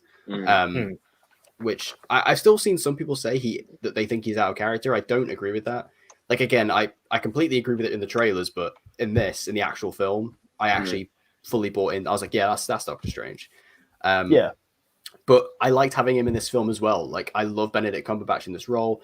Doctor Strange was like an unexpected character for me because I didn't think I was going to like him all that much when he first showed up. It just wasn't a character who particularly appealed to me. But I love Doctor Strange, like not only the film but the character as well. So having him just have like a cool role in this, I thought was pretty cool. And I think Benedict Cumberbatch, like his kind of frustration and anger throughout the film, just because of everything that's happening, because he basically kind of caused it in a way, because he was like, I mean, obviously it's kind of Peter's fault as well, but the way that he was kind of in control of the magic was. I mean, he did like do it, and I mean, like if there's people now who are watching this and haven't seen the film, which I don't know why you'd be watching this if you haven't seen it, because we've spoiled so much for you. But if you haven't seen it and you're still here, make sure you stay to the very end. I hate these Marvel fans who watch the first credit scene and then leave. I There's always don't two. get this. There's always There's- two. There's so many. Even like- if it's something stupid like Captain America saying like, "Why did you wait here to the end?" That's hilarious. That's the best credit scene. But But I that's see what I it never so understand. often, man. Yeah, I see it all the time where people everyone will stay for the first one, and then there'll only be like half the audience remaining for like the second so one. It's weird. strange. Like it happened with Shang-Chi, it happened with Eternals, and it happened with this. Like it's Yeah. really bizarre. yeah. Um, So like, make sure you stay to the very end because the Doctor Strange trailer is at the end. we will Yeah. talk about the post-credit scene. Yeah. I've got that noted down here. Nice. But yeah, I really liked having Doctor Strange in the film. I thought it was just cool. And Yeah. I know a lot of people have issues with like, it was like we were talking about earlier, like how Peter always has like an Avenger in these films to kind of help him along. But Yeah. I don't think Doctor Strange wasn't really helping him in the movie necessarily. No, Like, it Peter was kind more of like went against him. Peter was against him. yeah, Yeah. like he was like the catalyst for bringing everyone here, and then like him and Peter at odds. Yeah, that amazing fight in the mirror dimension, which was just amazing. Yeah, Like the whole That, sequence, like, man, was just so Blew my good. mind. Yeah, that was We're gonna great get, in like, 3D. We're gonna get like 2 hours and a half of that, like again, when the second one comes out. Like, Yes. It was Yeah. actually that's the mirror dimension fight was great in 3D. Like I watched it in IMAX 3D the second time, and similarly to like I don't know if you ever saw Doctor Strange in 3D, but that film was incredible. I can't watch live action in 3D. I find it way too gimmicky. I can only do it for like. To be fair, I cartoons. don't typically like it, but in my local cinema for some Yeah. reason they were only doing IMAX 3D and not 2D, so I had no choice. That's really weird. But I will Yeah. say Yeah. the 3D No Way Home was No. really good. Nice. And that particular scene was particularly outstanding. Mm. Especially because the film was obviously filmed in IMAX as well, so it really, really worked there. Yeah. Yeah. But this all kind of culminates in like Doctor Strange's final spell that he does to kind of make Peter forget. And like I say, this kind of leads into what we will get for Spider-Man 4. I don't know really what direction they're going to go in, like I said, but I'm excited to see what it is. Yeah. We have Yeah. that new suit. His friends don't remember him, which makes me think like, because it almost seems like, I don't know if I got the wrong end of the stick, but it almost seems like when he meets up with MJ at the end of the film and she doesn't remember him, he kind of almost has like a form of acceptance. That's kind of the impression I got anyway. Yeah. The way I feel like Zendaya is now so huge in these trailers, and like everyone loves Ned in that. I don't think they're gonna leave him out the next trilogy, yeah. but I also feel like I'm not gonna be sort of too sad if they don't, because I think they got a really good ending where it is this acceptance where he's moved on, and I think possibly now he's gonna enter sort of his Gwen Stacy era, maybe. That's what I was going to and say. then Yeah. I think the two in terms of Ned and MJ is going to be Gwen and Harry. I think Harry Osborn is going to be introduced. I also think it'd be really cool. I don't know if they'll do this because it depends how long we get Tom Holland, but like, because I feel like they maybe want to do this even in like the next trilogy following like what would be Spider-Man 6. Like I'd be more than happy if they wanted to do it in 4, 5, and 6. Is introduce Felicia Hardy as well, Black Cat. Yeah. Oh yeah. I think she is. Yeah. Turn up too. I think that would be sick. Yeah. I think that kind of stems from like playing Spider-Man PS4 as well. Like the interactions between Spider-Man and Black Cat is really interesting and really fun. So I'd like to see that. I mean, obviously it's a little bit more mature because they're a little bit sexy. I don't know if they're a little bit too sexy for the MCU. But I think that it'd be really cool just to introduce them and again give Peter kind of that Catwoman-esque character would be really cool. So yeah, I think with Spider-Man 4, I think it is going to be a little bit of a fresh start. And again, I hope we get a lot more of that new suit. I do hope they keep delivering with these fresh takes. And I do hope as well, like I say, my top priority for Spider-Man 4 is I do hope we get Michael Mando as Scorpion. That's my main. Yeah, that'd be cool. Yeah. Yeah, I think that'd be cool. Hopefully, now Flash has forgotten who Peter Parker is. Like, just cut that guy out of the MCU get him now. out. Like, we don't need to see him and his stupid blonde hair again. Like, go to MIT and just fuck off. Yeah. Like, I don't like him. Like, guy is supposedly like potentially could be a version of Venom, and I don't want to see Venom rocking blonde like hair. Like, no. And like Venom with a TikTok account or something. Like, no, fuck off. Nah. To be fair, I've seen I saw Tom Holland say recently, like, because we were talking about like Harry earlier, like he Yeah. said he wants Timothy Chalamet to be Harry in the Yeah, I MCU, saw that as well. which I Yeah. think is really cool casting. And I think if they wanted to do Venom in the MCU, which I mean, well, I guess we can move into the post-credit scene. Yeah. I think there is a chance that they would maybe do what they are gonna do in Spider-Man 2, the PlayStation game, which is make Harry Venom. Yeah. Yeah, Well, at least that's what I'm assuming is happening in the game, because that's what's hinted at the end of the first game. Yeah. And we know Venom's in the second one. Obviously, the first post-credit scene we have in this film is we see Tom Hardy as Eddie Brock Venom. Yeah. Spoilers for also in the if you MCU. haven't seen Venom 2. Yeah. I mean, I was waiting for Venom to show up in this movie because obviously by the Same. post-credit scene of Venom 2, you Yeah. knew he We was knew in he this was gonna die. somewhere. Yeah. But he basically exists in this to get a funny little scene, and then he leaves a bit of the symbiote behind. Yep. So this could be the hint that maybe Spider-Man 4 is going to be Venom as opposed to like Yeah. Scorpion, like I said. Yeah. Maybe. But yeah, I But think the if thing is, like Venom's like not gonna be Tom Hardy. Like I fully was expecting. Like I'm kind of annoyed that the Venom thing was an end credit scene. Just because of the end credit scene at the end of Venom 2, I was like, oh my god, he's come to the MCU. Like here we go. But then I also found it kind of funny. It's like he got the whole sort of MCU explained to him by the bartender, and then gets zapped away back to his own Yeah. universe. But like, I really want to see Tom Hardy versus Tom Holland. Yeah. Whether it be a fight or them like working together, I just need to see it because I think they're both so good. I'm not too bothered because I think Same.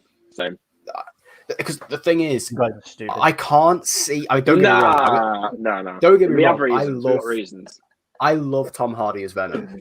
I think he's great. Yeah. Like the way he commits to that batshit performance is amazing. Honestly, it's it's good. so entertaining. Yeah.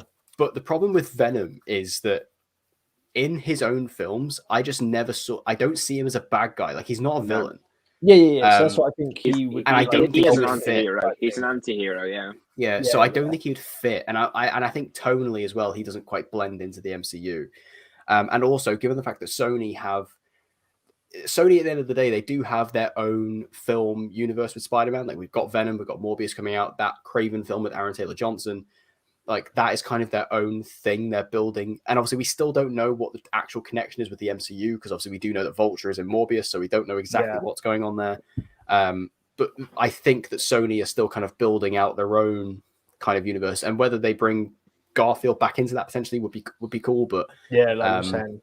Yeah, I'd love so yeah, to see I'm Garfield not too bothered about Venom not being in the MCU. I'm kind of happy that we're just getting because they said they're doing Venom 3, so we'll get that.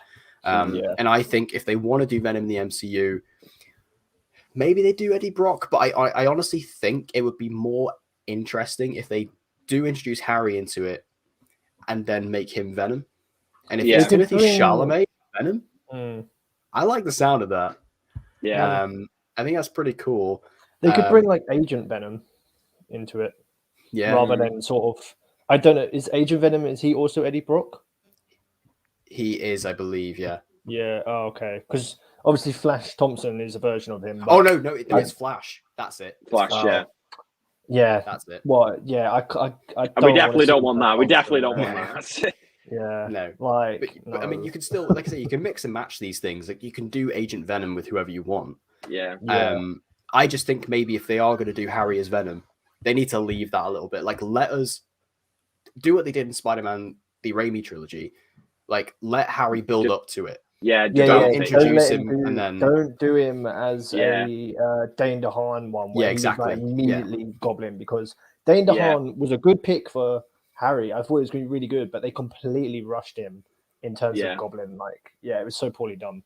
Yeah. I feel like what they should do with this one is, I think they bring Harry in, kind of develop him and his relationship with Peter. Because the thing is, if they're going to do this new trilogy, I kind of just want it to be completely separate characters. Like maybe you can bring the other ones in for cameos, but I'd rather just focus on separate characters, make it its own thing, like its own 3 films.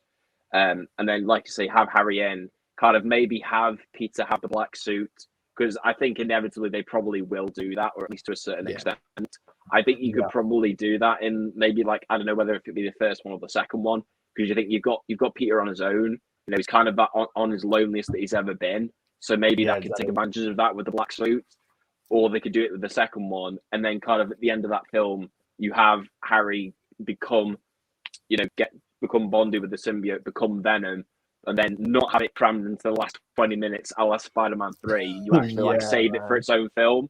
I think that would be a Yeah. really good way to do it. And I think, like say, Harry doing it that way, I think will be a nice mix-up because, it's obviously quite a deviation from the comics, but it's something that it's not something we've like never seen before, because obviously the game Spider-Man PS4 has hinted at it. We'll probably see it in the next one. So I think it'd just be cool and just if we get Timothy Chalamet for it, I'd be down. The other thing is, I'm pretty sure he said, like, wasn't it last year, a few months ago, that he wasn't interested in a superhero film. So it takes some convincing, but if we could get him to play, Am I would wrong be in happy. thinking that Timothy Chalamet auditioned for Spider-Man in the MCU? I don't know. No, the only other person I know who auditioned was Asa Butterfield. He was the only I know other Asa person Butterfield. know. I swear Timothy Chalamet auditioned on or at least was like one of the names considered. I could be wrong. Yeah. I mean, he's good mates with Tom Holland, so he could persuade him if he's like. I guess if the script's good enough, then yeah, if it's a good script, yeah. Like I Yeah. think anyone will do anything if it's a good script, Yeah. especially an actor of Chalamet's caliber. And I mean, he's moving into blockbusters. Like obviously, he's just done June, so Yeah, but he'll be busy doing them June Sandworm sequels. That's what it's all about now. You're not gonna get him out of that. My boy didn't. No, here's what we do. We get Denis to direct Spider-Man 4. Oh, that's the dream right there.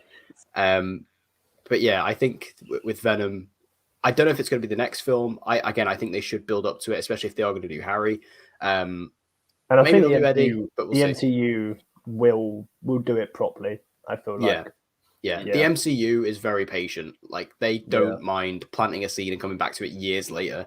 Like look at the whole Mandarin thing that we got in Shang-Chi. Like obviously that is also kind of a retcon, but like the way that they kind of did it in Iron Man 3, they fucked it up. Then they did the All Hail the King thing like a year later, and then it only comes back now in 2021.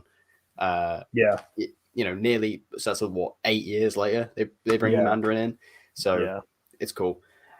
And then the other post-credit scene, which was a bit of a different one for Marvel, we actually got a full-on teaser trailer for Doctor Strange in the Multiverse of Madness. Yeah, I love this. Honestly, I do too. It looks batshit crazy, man.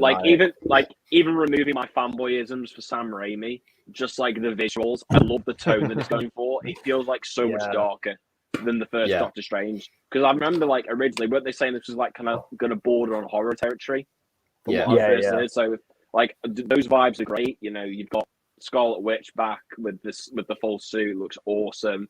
And then, like, you get the bit at the end where it's got like the evil version of Doctor Strange. Like, that was basically like, honestly, have you guys seen What If? Yes. Yeah, that's so like crazy. It's basically like the Doctor Strange from the What If. One. That's why I'm so excited. Cool. That's pretty crazy if they're bringing in What If stuff. Like, I don't know if it is the exact same version. I'm assuming I think it sort of is. Yeah. And I just can't wait to see Benedict Cumberbatch like fully switching and playing like a good guy, but then also a bad guy. It's just going to look so good because he's a guy that can do that kind of shit. Like he's going to do that so well. And I love like what you were saying, Hoss. Like I love how just weird it looks and how kind of dark it looks. Like we see all these weird like creatures and stuff, and I'm like, that's what I want to see in this.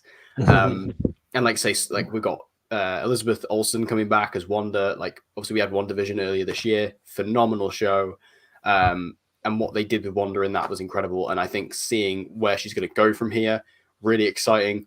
I don't love the idea of them making her the villain. If that is the route they go down, I think that's the wrong. No, I don't think she is the villain. No, I don't get that impression from the trailer. I think they're both kind of helping each other out because he goes like, I know about Westview, and obviously the plot is that he's basically now dealing with the repercussions of what happened in Spider-Man. So I think they're kind of helping each other, and I feel like I didn't get that impression from the trailer. Nah, because there's a lot of scenes where they're like together as like a trio with him and this America Chavez. America Chavez, I've never heard of who that person is. But also, like, I think it's good because I was worried initially because I really like the original Doctor Strange, and obviously at the end of that film, they do set up Chiwetel Ejiofor, Baron Mordo, to be the villain of the next one. And I thought when Sam Raimi came in and they were going to be doing all the multiverse stuff, I kind of thought, oh, that's going to get dropped, but it isn't. He is in the trailer and he has a prominent voice in it. So I think he is still very much the villain of the film, and I think we might get maybe Nightmare potentially as well. So they are still very much playing into the Doctor Strange elements of it, but there is also just this like multiverse coating on top of it. And you know, this being in the Multiverse of Madness, I have heard a lot of rumors about cameos we're getting in this as well. I don't know how legit these are, but I've heard a lot of really wild ones for this. The first one I've heard, there's two I'll mention. First one is Emily Blunt as Black Widow. As she was originally cast as Black Widow in the MCU like before ScarJo. A multiverse Black Widow. Okay. And the other one, and this one, this would make my heart sing. If this happened. Tom Cruise as Iron Man. Because he was cast to play Iron Man back in the 90s for Tarantino's Iron Man film that never happened. Do you know who I wanted? This would just fascinate me, because one of my favorite things that I love to look at is cancelled films. And particularly cancelled superhero movies. And one of the most interesting ones to me is Tarantino's Iron Man film from the 90s, which, you know, supposedly was going to star Tom Cruise, which is totally perfect casting in the 90s. That makes so much sense. Like, why they would do that. Like, if Tom Cruise is in this film, is like, what? Like, I mean, don't get me wrong. I mean, I think the chances of this happening are next to none. But this is still a multiverse movie, so who knows what we're going to do? Who knows what we're going to get? If we get Emily Blunt, though, I just want her as Sue Storm with John Krasinski as... Yeah, that's the only thing. That's like the best fan cast. Like, it just works too well. What I have heard as well is that, and I think the trailer actually more so points towards this, is that this is where they actually do bring in what if stuff. So obviously we do see that evil Doctor Strange at the end, who I'm pretty sure is the same one we got in What If. Like, because the other big character I have heard who might be in this is actually they bring back Hayley Atwell as Captain Carter. That'd be so good. She was really good in What If. I love that. Yeah. And obviously obviously you wouldn't be able to do like T'Challa, unfortunately, which it'd be sick if we could see that, but obviously that won't happen. But you know, we could get like the party Thor, which, I mean, I guess he's not like too different, but you know, it's something. But the fact they are bringing in what if stuff, or potentially, is crazy really cool to me. So yeah, Doctor Strange too. I love the look of it. Like, I've been waiting so long for this film. I love the original Doctor Strange, and the fact that we're getting the sequel like 6 years on, like, it feels like it's been a really long time, and that just gets me more excited for it. And the fact we've had Doctor Strange kind of planted throughout the other films, like he's amazing in Infinity War. He's great in Endgame for what he's in it. You know, fun cameo in Thor Ragnarok. He's great in this film. Like, it's all been building up to us actually getting a full film with him again, and I can't wait to see it. Speaking of like cancelled films, and with it being Spider-Man, how we obviously had Toby and Andrew. Sadly, we wouldn't be able to get this guy because he's dead. But I don't know if you know about the cancelled like Michael Jackson Spider-Man film where he wanted to be. Oh, heard this. I've heard this. Yeah, he wanted to do a film where he played Peter Parker and he was Spider-Man. It's nearly as bad as Nicolas Cage being Superman. Like, Jesus Christ. No. Nicolas Cage Superman would have killed it, bro. Man would have won all the baddies in the world. I'm not gonna lie, I would have loved to have seen that Nicolas Cage Superman movie. That would be special. Yeah. But yeah, are there any other things you want to talk about in this movie before we sort of wrap it up? Yeah, I'm trying to look at like my notes. I'll say as well, like, I think this film action wise, like, easily best action out of the Spider-Man trilogy. And just like, I'm just happy the fact we actually got a fist fight with Peter and a villain. Because literally, we've had none of that in any of these films. Like, all of his fights with him and Green Goblin, the two of them, like, just how brutal they were. The fact you just got these two, like, beating the shit out of each other. It's like, you haven't had anything like that really since the Raimi films. Like, you can maybe argue, like, since, I guess you could maybe go back to, like, Spider-Man 3 with the whole him versus Venom. Like I just like that physical fights like that, rather than just having ones where they kind of just swinging around and stuff like that. I like that they mixed it up in that regard. I thought that was really good, and I think the direction as well of John Watts was really good. Like you got the shots, where Peter's like sensing with his spider sense that something's wrong, and it's revealed that Norman's Green Goblin. Like the camera movement of like how the dolly zoom and then how it just follows Peter. That's just I just love that how they visualize that. So well done, and then like and it's even just the shot where when they reveal Matt, it's like they pull out from Peter, you see like Matt's walking stick just there, and then it just slowly pans out to reveal him. Like all the reveal shots in this, like it's just done so well. And the thing is like with the other Spider-Man films, one of my criticisms was that they didn't feel like they had a sense of like uniqueness or a sense of style to the direction. It kind of just felt like generic MCU. The only thing that was special about it was it kind of felt like, Ferris Bueller's Day Off, like those kind of 80s films, but it didn't feel that unique. This feels like it stands out far more, which is why I'm so excited for what John Watts will do with Fantastic Four, because before this film, I was kind of like, I'm not too sure. Like, he was kind of like, I hate to say this, but it's kind of like in the Peyton Reed, like, camp of, like, directors where it's just like, anything they do future-wise for Marvel, I don't care about. And then this film came out, and then the direction and the focus that he puts in, it's like I'm genuinely excited to see what he does with Fantastic Four. Are you another like Ant-Man hater horse? No, the thing is like Ant-Man don't even come up there. Like no. I quite like the first one. I quite like the first film. The second film, I don't think the placement of it helped. I don't think the placement helped because you came off the high of Infinity War, and then you went straight to that. And the thing is, even if I separate it from that, I just find it a very middle of the road film, very forgettable. There's the end. It's boring. It's okay to say it's boring. No. The post-credit scene is the only part of the film that is genuinely memorable. The rest of it, honestly, I can't tell you what happened. It's just like I can't say it's like good or bad, but it's forgetful, and that's almost worse than being a shit film. Because at least, like, if it's so bad it's good, you remember it. I just don't remember. The problem with Ant-Man as a character is I think he has the same problem as Hulk. Paul Rudd's great. Paul Rudd's great. He's genuinely great in the role. Yeah. But the thing is that I think he works so much because when you look at Ant-Man's appearances in the MCU, all of his best appearances are when he's in other people's films. Like Civil War and Endgame. He's great. I think that his own films, while he's good in them, I feel like Ant-Man as a character, he works better like Hulk as a supporting character than he does on his own. And that's kind of how I feel. Yeah, and the thing was with like the first Ant-Man film is like the reason I prefer that one is because it's got a sense of style to it, but you know why? It's because Edgar Wright was attached to it for like the longest time and uses most of his script. So like Peyton Reed could literally just go off of that and be like, okay, I'll take this element. He had this idea, I'll take this. And then when it comes to the sequel, he's got none of that. And then it just exposes, like, no offense, just how uninteresting and how bland it is.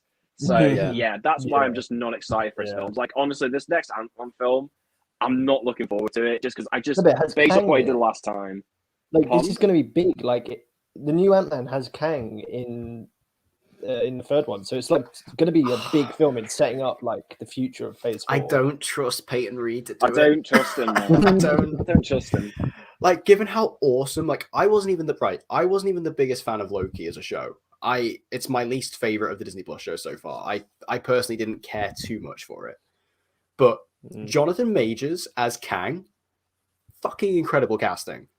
Inspired casting. He's fantastic, and I'm so excited to see more of him. But he was done so well in Loki.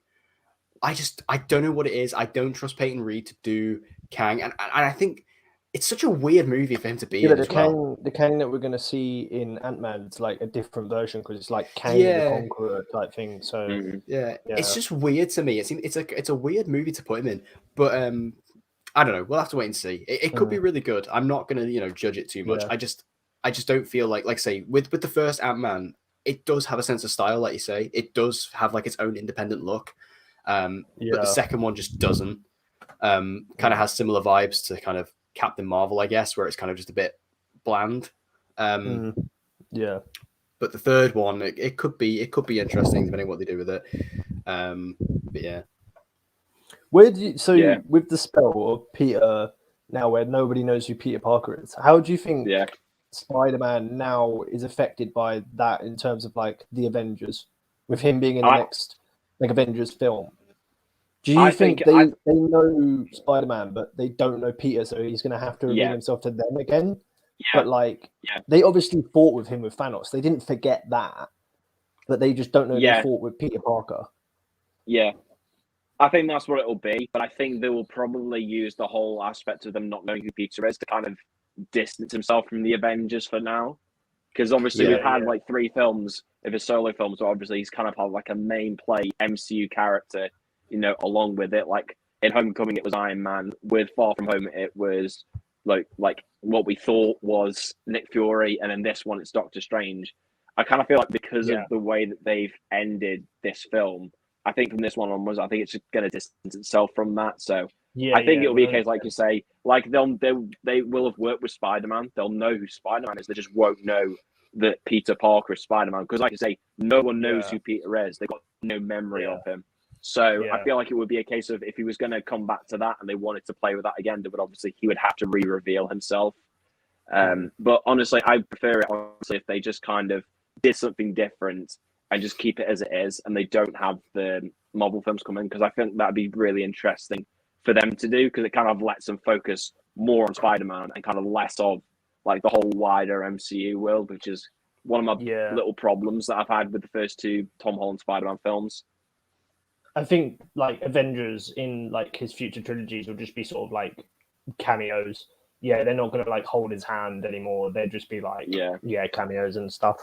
Or like Spider-Man will introduce newer characters, like newer sort of Avengers or something. Yeah. Like that. Yeah. Maybe we'll get Spider-Man and Daredevil team up against Kingpin. Yes. Please. See, there we go. There we go. There's our 3 villains sorted. Scorpion, Venom, Kingpin. Yes, D'Onofrio will beat the shit out of little Spider-Man. Like, he will bash his head in a door. Yeah. Oh my god. Honestly, like, like, I don't think Peter understands like what happens like when he meets Kingpin. Like, we need that to happen. Like, that's the thing. That's what I'm excited about with Hawkeye, is that like Clint, when he sees that photo of Kate's mother with Kingpin, like, he seems scared. Like, he's like, oh, and he's fought Thanos. He's like, Jesus. Yeah. Kingpin is like Thanos would be scared of Kingpin anyway. Kingpin, he would be as well. Yeah, 100%. Yeah, he'd knock him clean out. Like, he broke Captain America's shield, but he wouldn't be able to break a door with what? Well, what if Thanos snapped Vanessa? Oh, it'd be like John Wick with his dog. Vincent D'Onofrio's like, you snapped my Vanessa. Yeah, did I put it in our chat where it's like about Peter's going to embarrass him again in front of Vanessa and he's going to get laid the shit out of. Like, he doesn't know what he's going to make a quip in front of him and Vanessa will be next to him and he's just been like, what? I love the Vanessa memes. Yeah, it's so good. It's the one of the mannequin in the store that just looks so that one's great. Yeah, it's the best one. It's so good.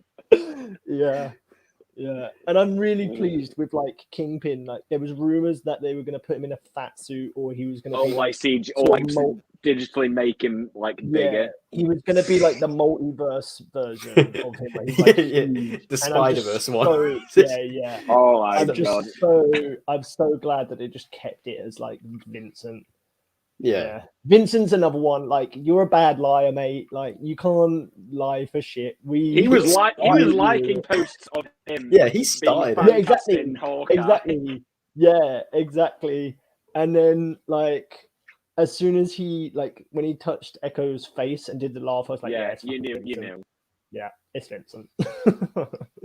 I just love the fact like Hawkeye was always like my most anticipated Disney Plus show. Yes, man. Just because I've always loved Hawkeye. Obviously, I love Archers. I love Arrow.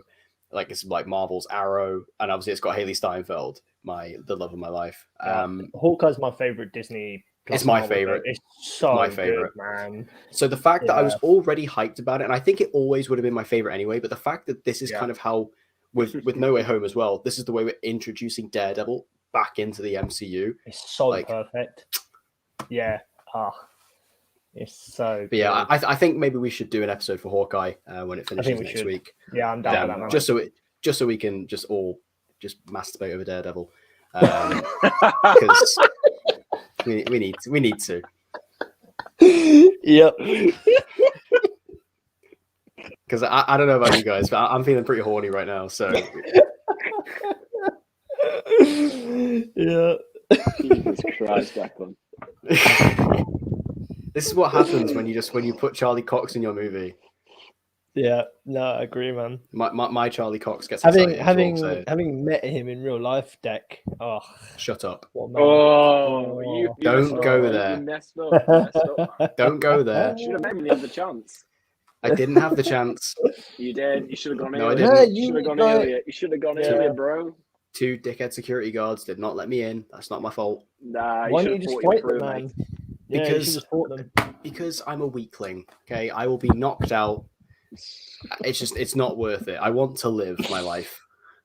But yeah, any other points that we have about this?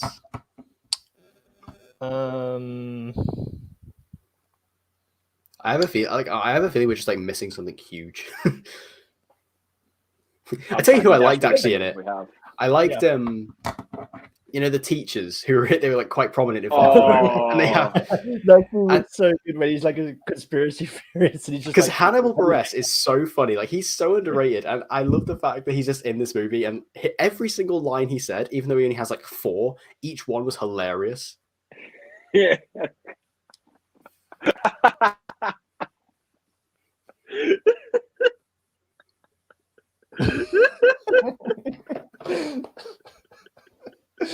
I had to do it, dude. I had to do it.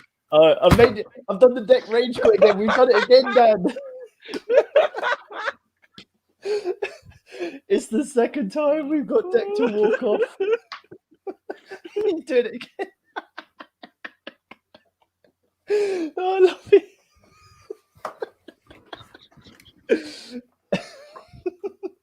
Yeah, I feel well, like the next time- I've got Jake Gyllenhaal's signature, so Yeah, but did you see him?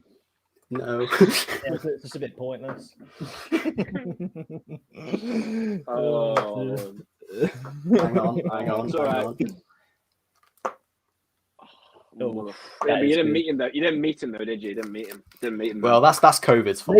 They that was the changed one- it. That con that was was the going to one be in Heathrow, and it's in Birmingham now.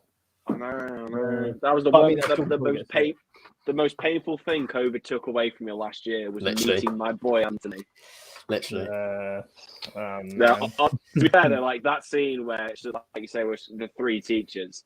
That was just so funny. It was so funny. They was just like, It's so well done. what? Mysterio was right. Mysterio was right. Are we shocked Jake Gyllenhaal wasn't in this movie? I don't think he had a need to. There was no need. No, to put no. Mysterio in it. I think I his didn't presence of expect what him, he but- did- the presence of what he did, I think, is more than good enough. I like the fact as well, Yeah, in a exactly. way, he kind of twisted way he wins because, like, Yeah. in order to stop this, Peter has to let go of like all the people Yeah, like yeah. at that time Exactly. that he holds dear to him. So I like that in a twisted way. He kind of won in a Yeah. way. That was a It's really just because cool I remember thing. there was speculation about, like, obviously because he is Master of Illusion and whatnot, that he wasn't Yeah. actually dead. True, Nah, he's true.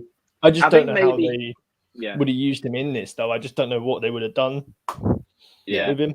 I think there was a part of me that just because I just love Jake, I was like, I want him in this. But like I said, I think he served his role, and I think that Yeah, his character was done so well. I don't see really a need for him to come Yeah. back.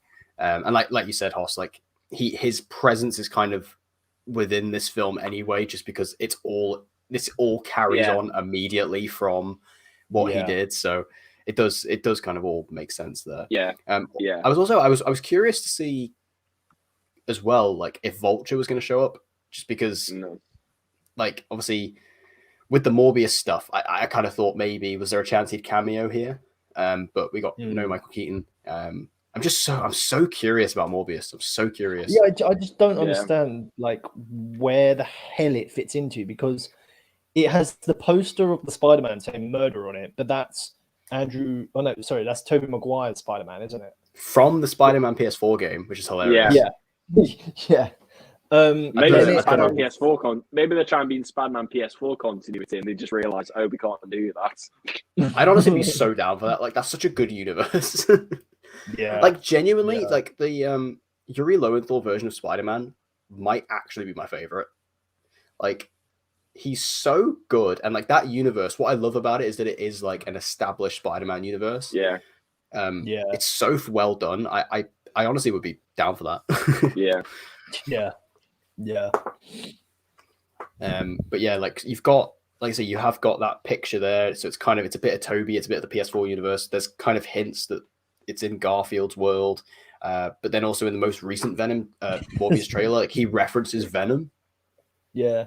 Then it has Vulture It's- in it as well. and it has so, Vulture. yeah. It's so confusing. Yeah. It's trying to be So- all of them. It's all Is of them. Knowing Sony, it's just not going to be explained. Yeah. It's just Yeah. going to be a mishmash. It's out in January, isn't it? Or is it February? I think it's January. Yeah. Oh Yeah. god, that tells you automatically how good it's going to be. It's January film. Absolutely dumped in January. Yeah. The Venom like reference, I don't know. I found that reference a bit weird. That was a bit It corny. is weird. Yeah. But I'm excited just- for it. I think Jared Leto actually looks really good for the part of Morbius, so I'm actually really See, excited for I think he does look decent. I just don't like him. it. I swear. Like I really didn't like him as the Joker initially. He ruined hated Joker for him. me. Like I Yeah, I hated know him what in you the mean. Snyder Cut as Joker, Yeah. and then And I House will of Gucci fight just any topped it off. I'll fight any Snyder bro that honestly thinks Zack Snyder's Justice League is better than No Way Home. Like, I'll kick your Yeah. gran downstairs. I don't care. Like, I'll fight you. There's some idiots on Twitter that are Honestly, it is mad. I'll fight It is you. mad when you see the ones that Yeah. are like, it's the greatest comic book movie of all time. I'm just like, bro, Snyder fans are almost as shit. bad as Raimi fans. pump. Not really, though. 'Cause no. The Raimi, no, but at least the Raimi fans are funny because you see them memeing Spider-Man 3. The Snyder fans don't understand the concept of memes. If you meme Yeah, their exactly. film, If you then they will meme their immediately thing, kill you. Yeah. it's okay. I mean, have we all seen Jared Leto doing a Mario impression of House of Gucci? Because I highly recommend you watch it if you haven't. Yes, No. I've heard this. I mean, I don't it. recommend it because the Look it movie I up. think is really boring, but him in it I is have no something to see. interest in seeing that. What is film. his impression Yeah. of Mario? Yeah, it's really entertaining. I'll Google that later. Honestly, like I don't recommend you watch the movie because it's really was his boring. method But act- that Yeah, was no, I'm probably not his method gonna watch acting. His method acting was probably just him playing Mario to perfect the accent. literally, I think it's so over the top Italian, like so stereotypical. Like he might as well Get just be him- doing this with like every line he delivers. Get Jared Leto to be Luigi with Chris Pratt in the Mario film. Then. Oh, I fucking hate that casting. It's so bad. Everything about it. Do you know what's really weird? Like, this is the same problem with like, I mean, it's like speaking of Tom Holland, like Uncharted, like I'm so sick of Hollywood stunt casting. Like, it's fucking Yeah. Chris Pratt as Mario. Come on. I'm not gonna lie, the rest of the cast isn't too bad. Like, Jack Black Charlie is Day awesome. is actually Yeah. really cool casting as Luigi. I think that's pretty decent. Yeah, Jack Black, Andy Taylor-Joy I can get behind. Yeah. Chris Pratt. Keegan It's just Michael Key Chris as Toad is just a bit of a meme. Yeah. But and then you've got the fucking Yeah. Uncharted movie with fucking Tom Holland and Marky Mark. Tom Holland was fine with Marky Mark. No, he's Tom not. Holland's He's not as fine. Nathan. It's Mark Wahlberg. Like honestly, when I saw in the trailer, like I don't mind Tom as Drake because when that car hit him, it was such like a Drake out the games. I felt like that was cool. Yeah, But Mark but Wahlberg, like he just doesn't have a fucking mustache. He's not Sully. He's just it not. just the problem with Tom is that like if they were doing young Nathan Drake, fine, but they're not. Like this is like clearly supposed to be kind of Drake's fortune age. It's like potentially. it's weird. It's weird. It's like they're trying to do an amalgamation of all like the first all the four games, but they're trying to say, oh, it's before Drake's fortune. Like I Yeah, don't know, man. It's stupid. And then you got just Marky Mark, just Marky. marking Don't about. don't diss Marky Mark, mate. I'm not dissing Marky Marky Mark. I Mark love is- him and his Funky Bunch, but I am not. I'm just so not down for him as Sully. It's so bad. I mean, I appreciate the irony of it, like the fact that he has just aged out Did of you the see role. the- I appreciate that. Yeah. But Did you so see the new bad. poster? It honestly looks Yeah, so shit. bad. It looks Yeah. like something that someone that a fan made in Photoshop. I could have made that. Yeah. I could have made that. And my graphic, I mean, you've seen my thumbnails, they're shocking. Like- I could have made that. Oh, dear. I love this. I actually feel saw like the Uncharted trailer Yeah. when I saw No Way Home. Like, they obviously put it Yeah. there because it's Tom Holland. No, Oh, right. It wasn't in mine, no. But, like, I literally, as soon as it came on, I literally just went, I was like, I hate this. I hate everything about it. Although on my second Yeah, screening, I I did get the feel- trailer for Sonic 2. So, yeah. Oh, I had Ridiculous. Sonic 2, yeah.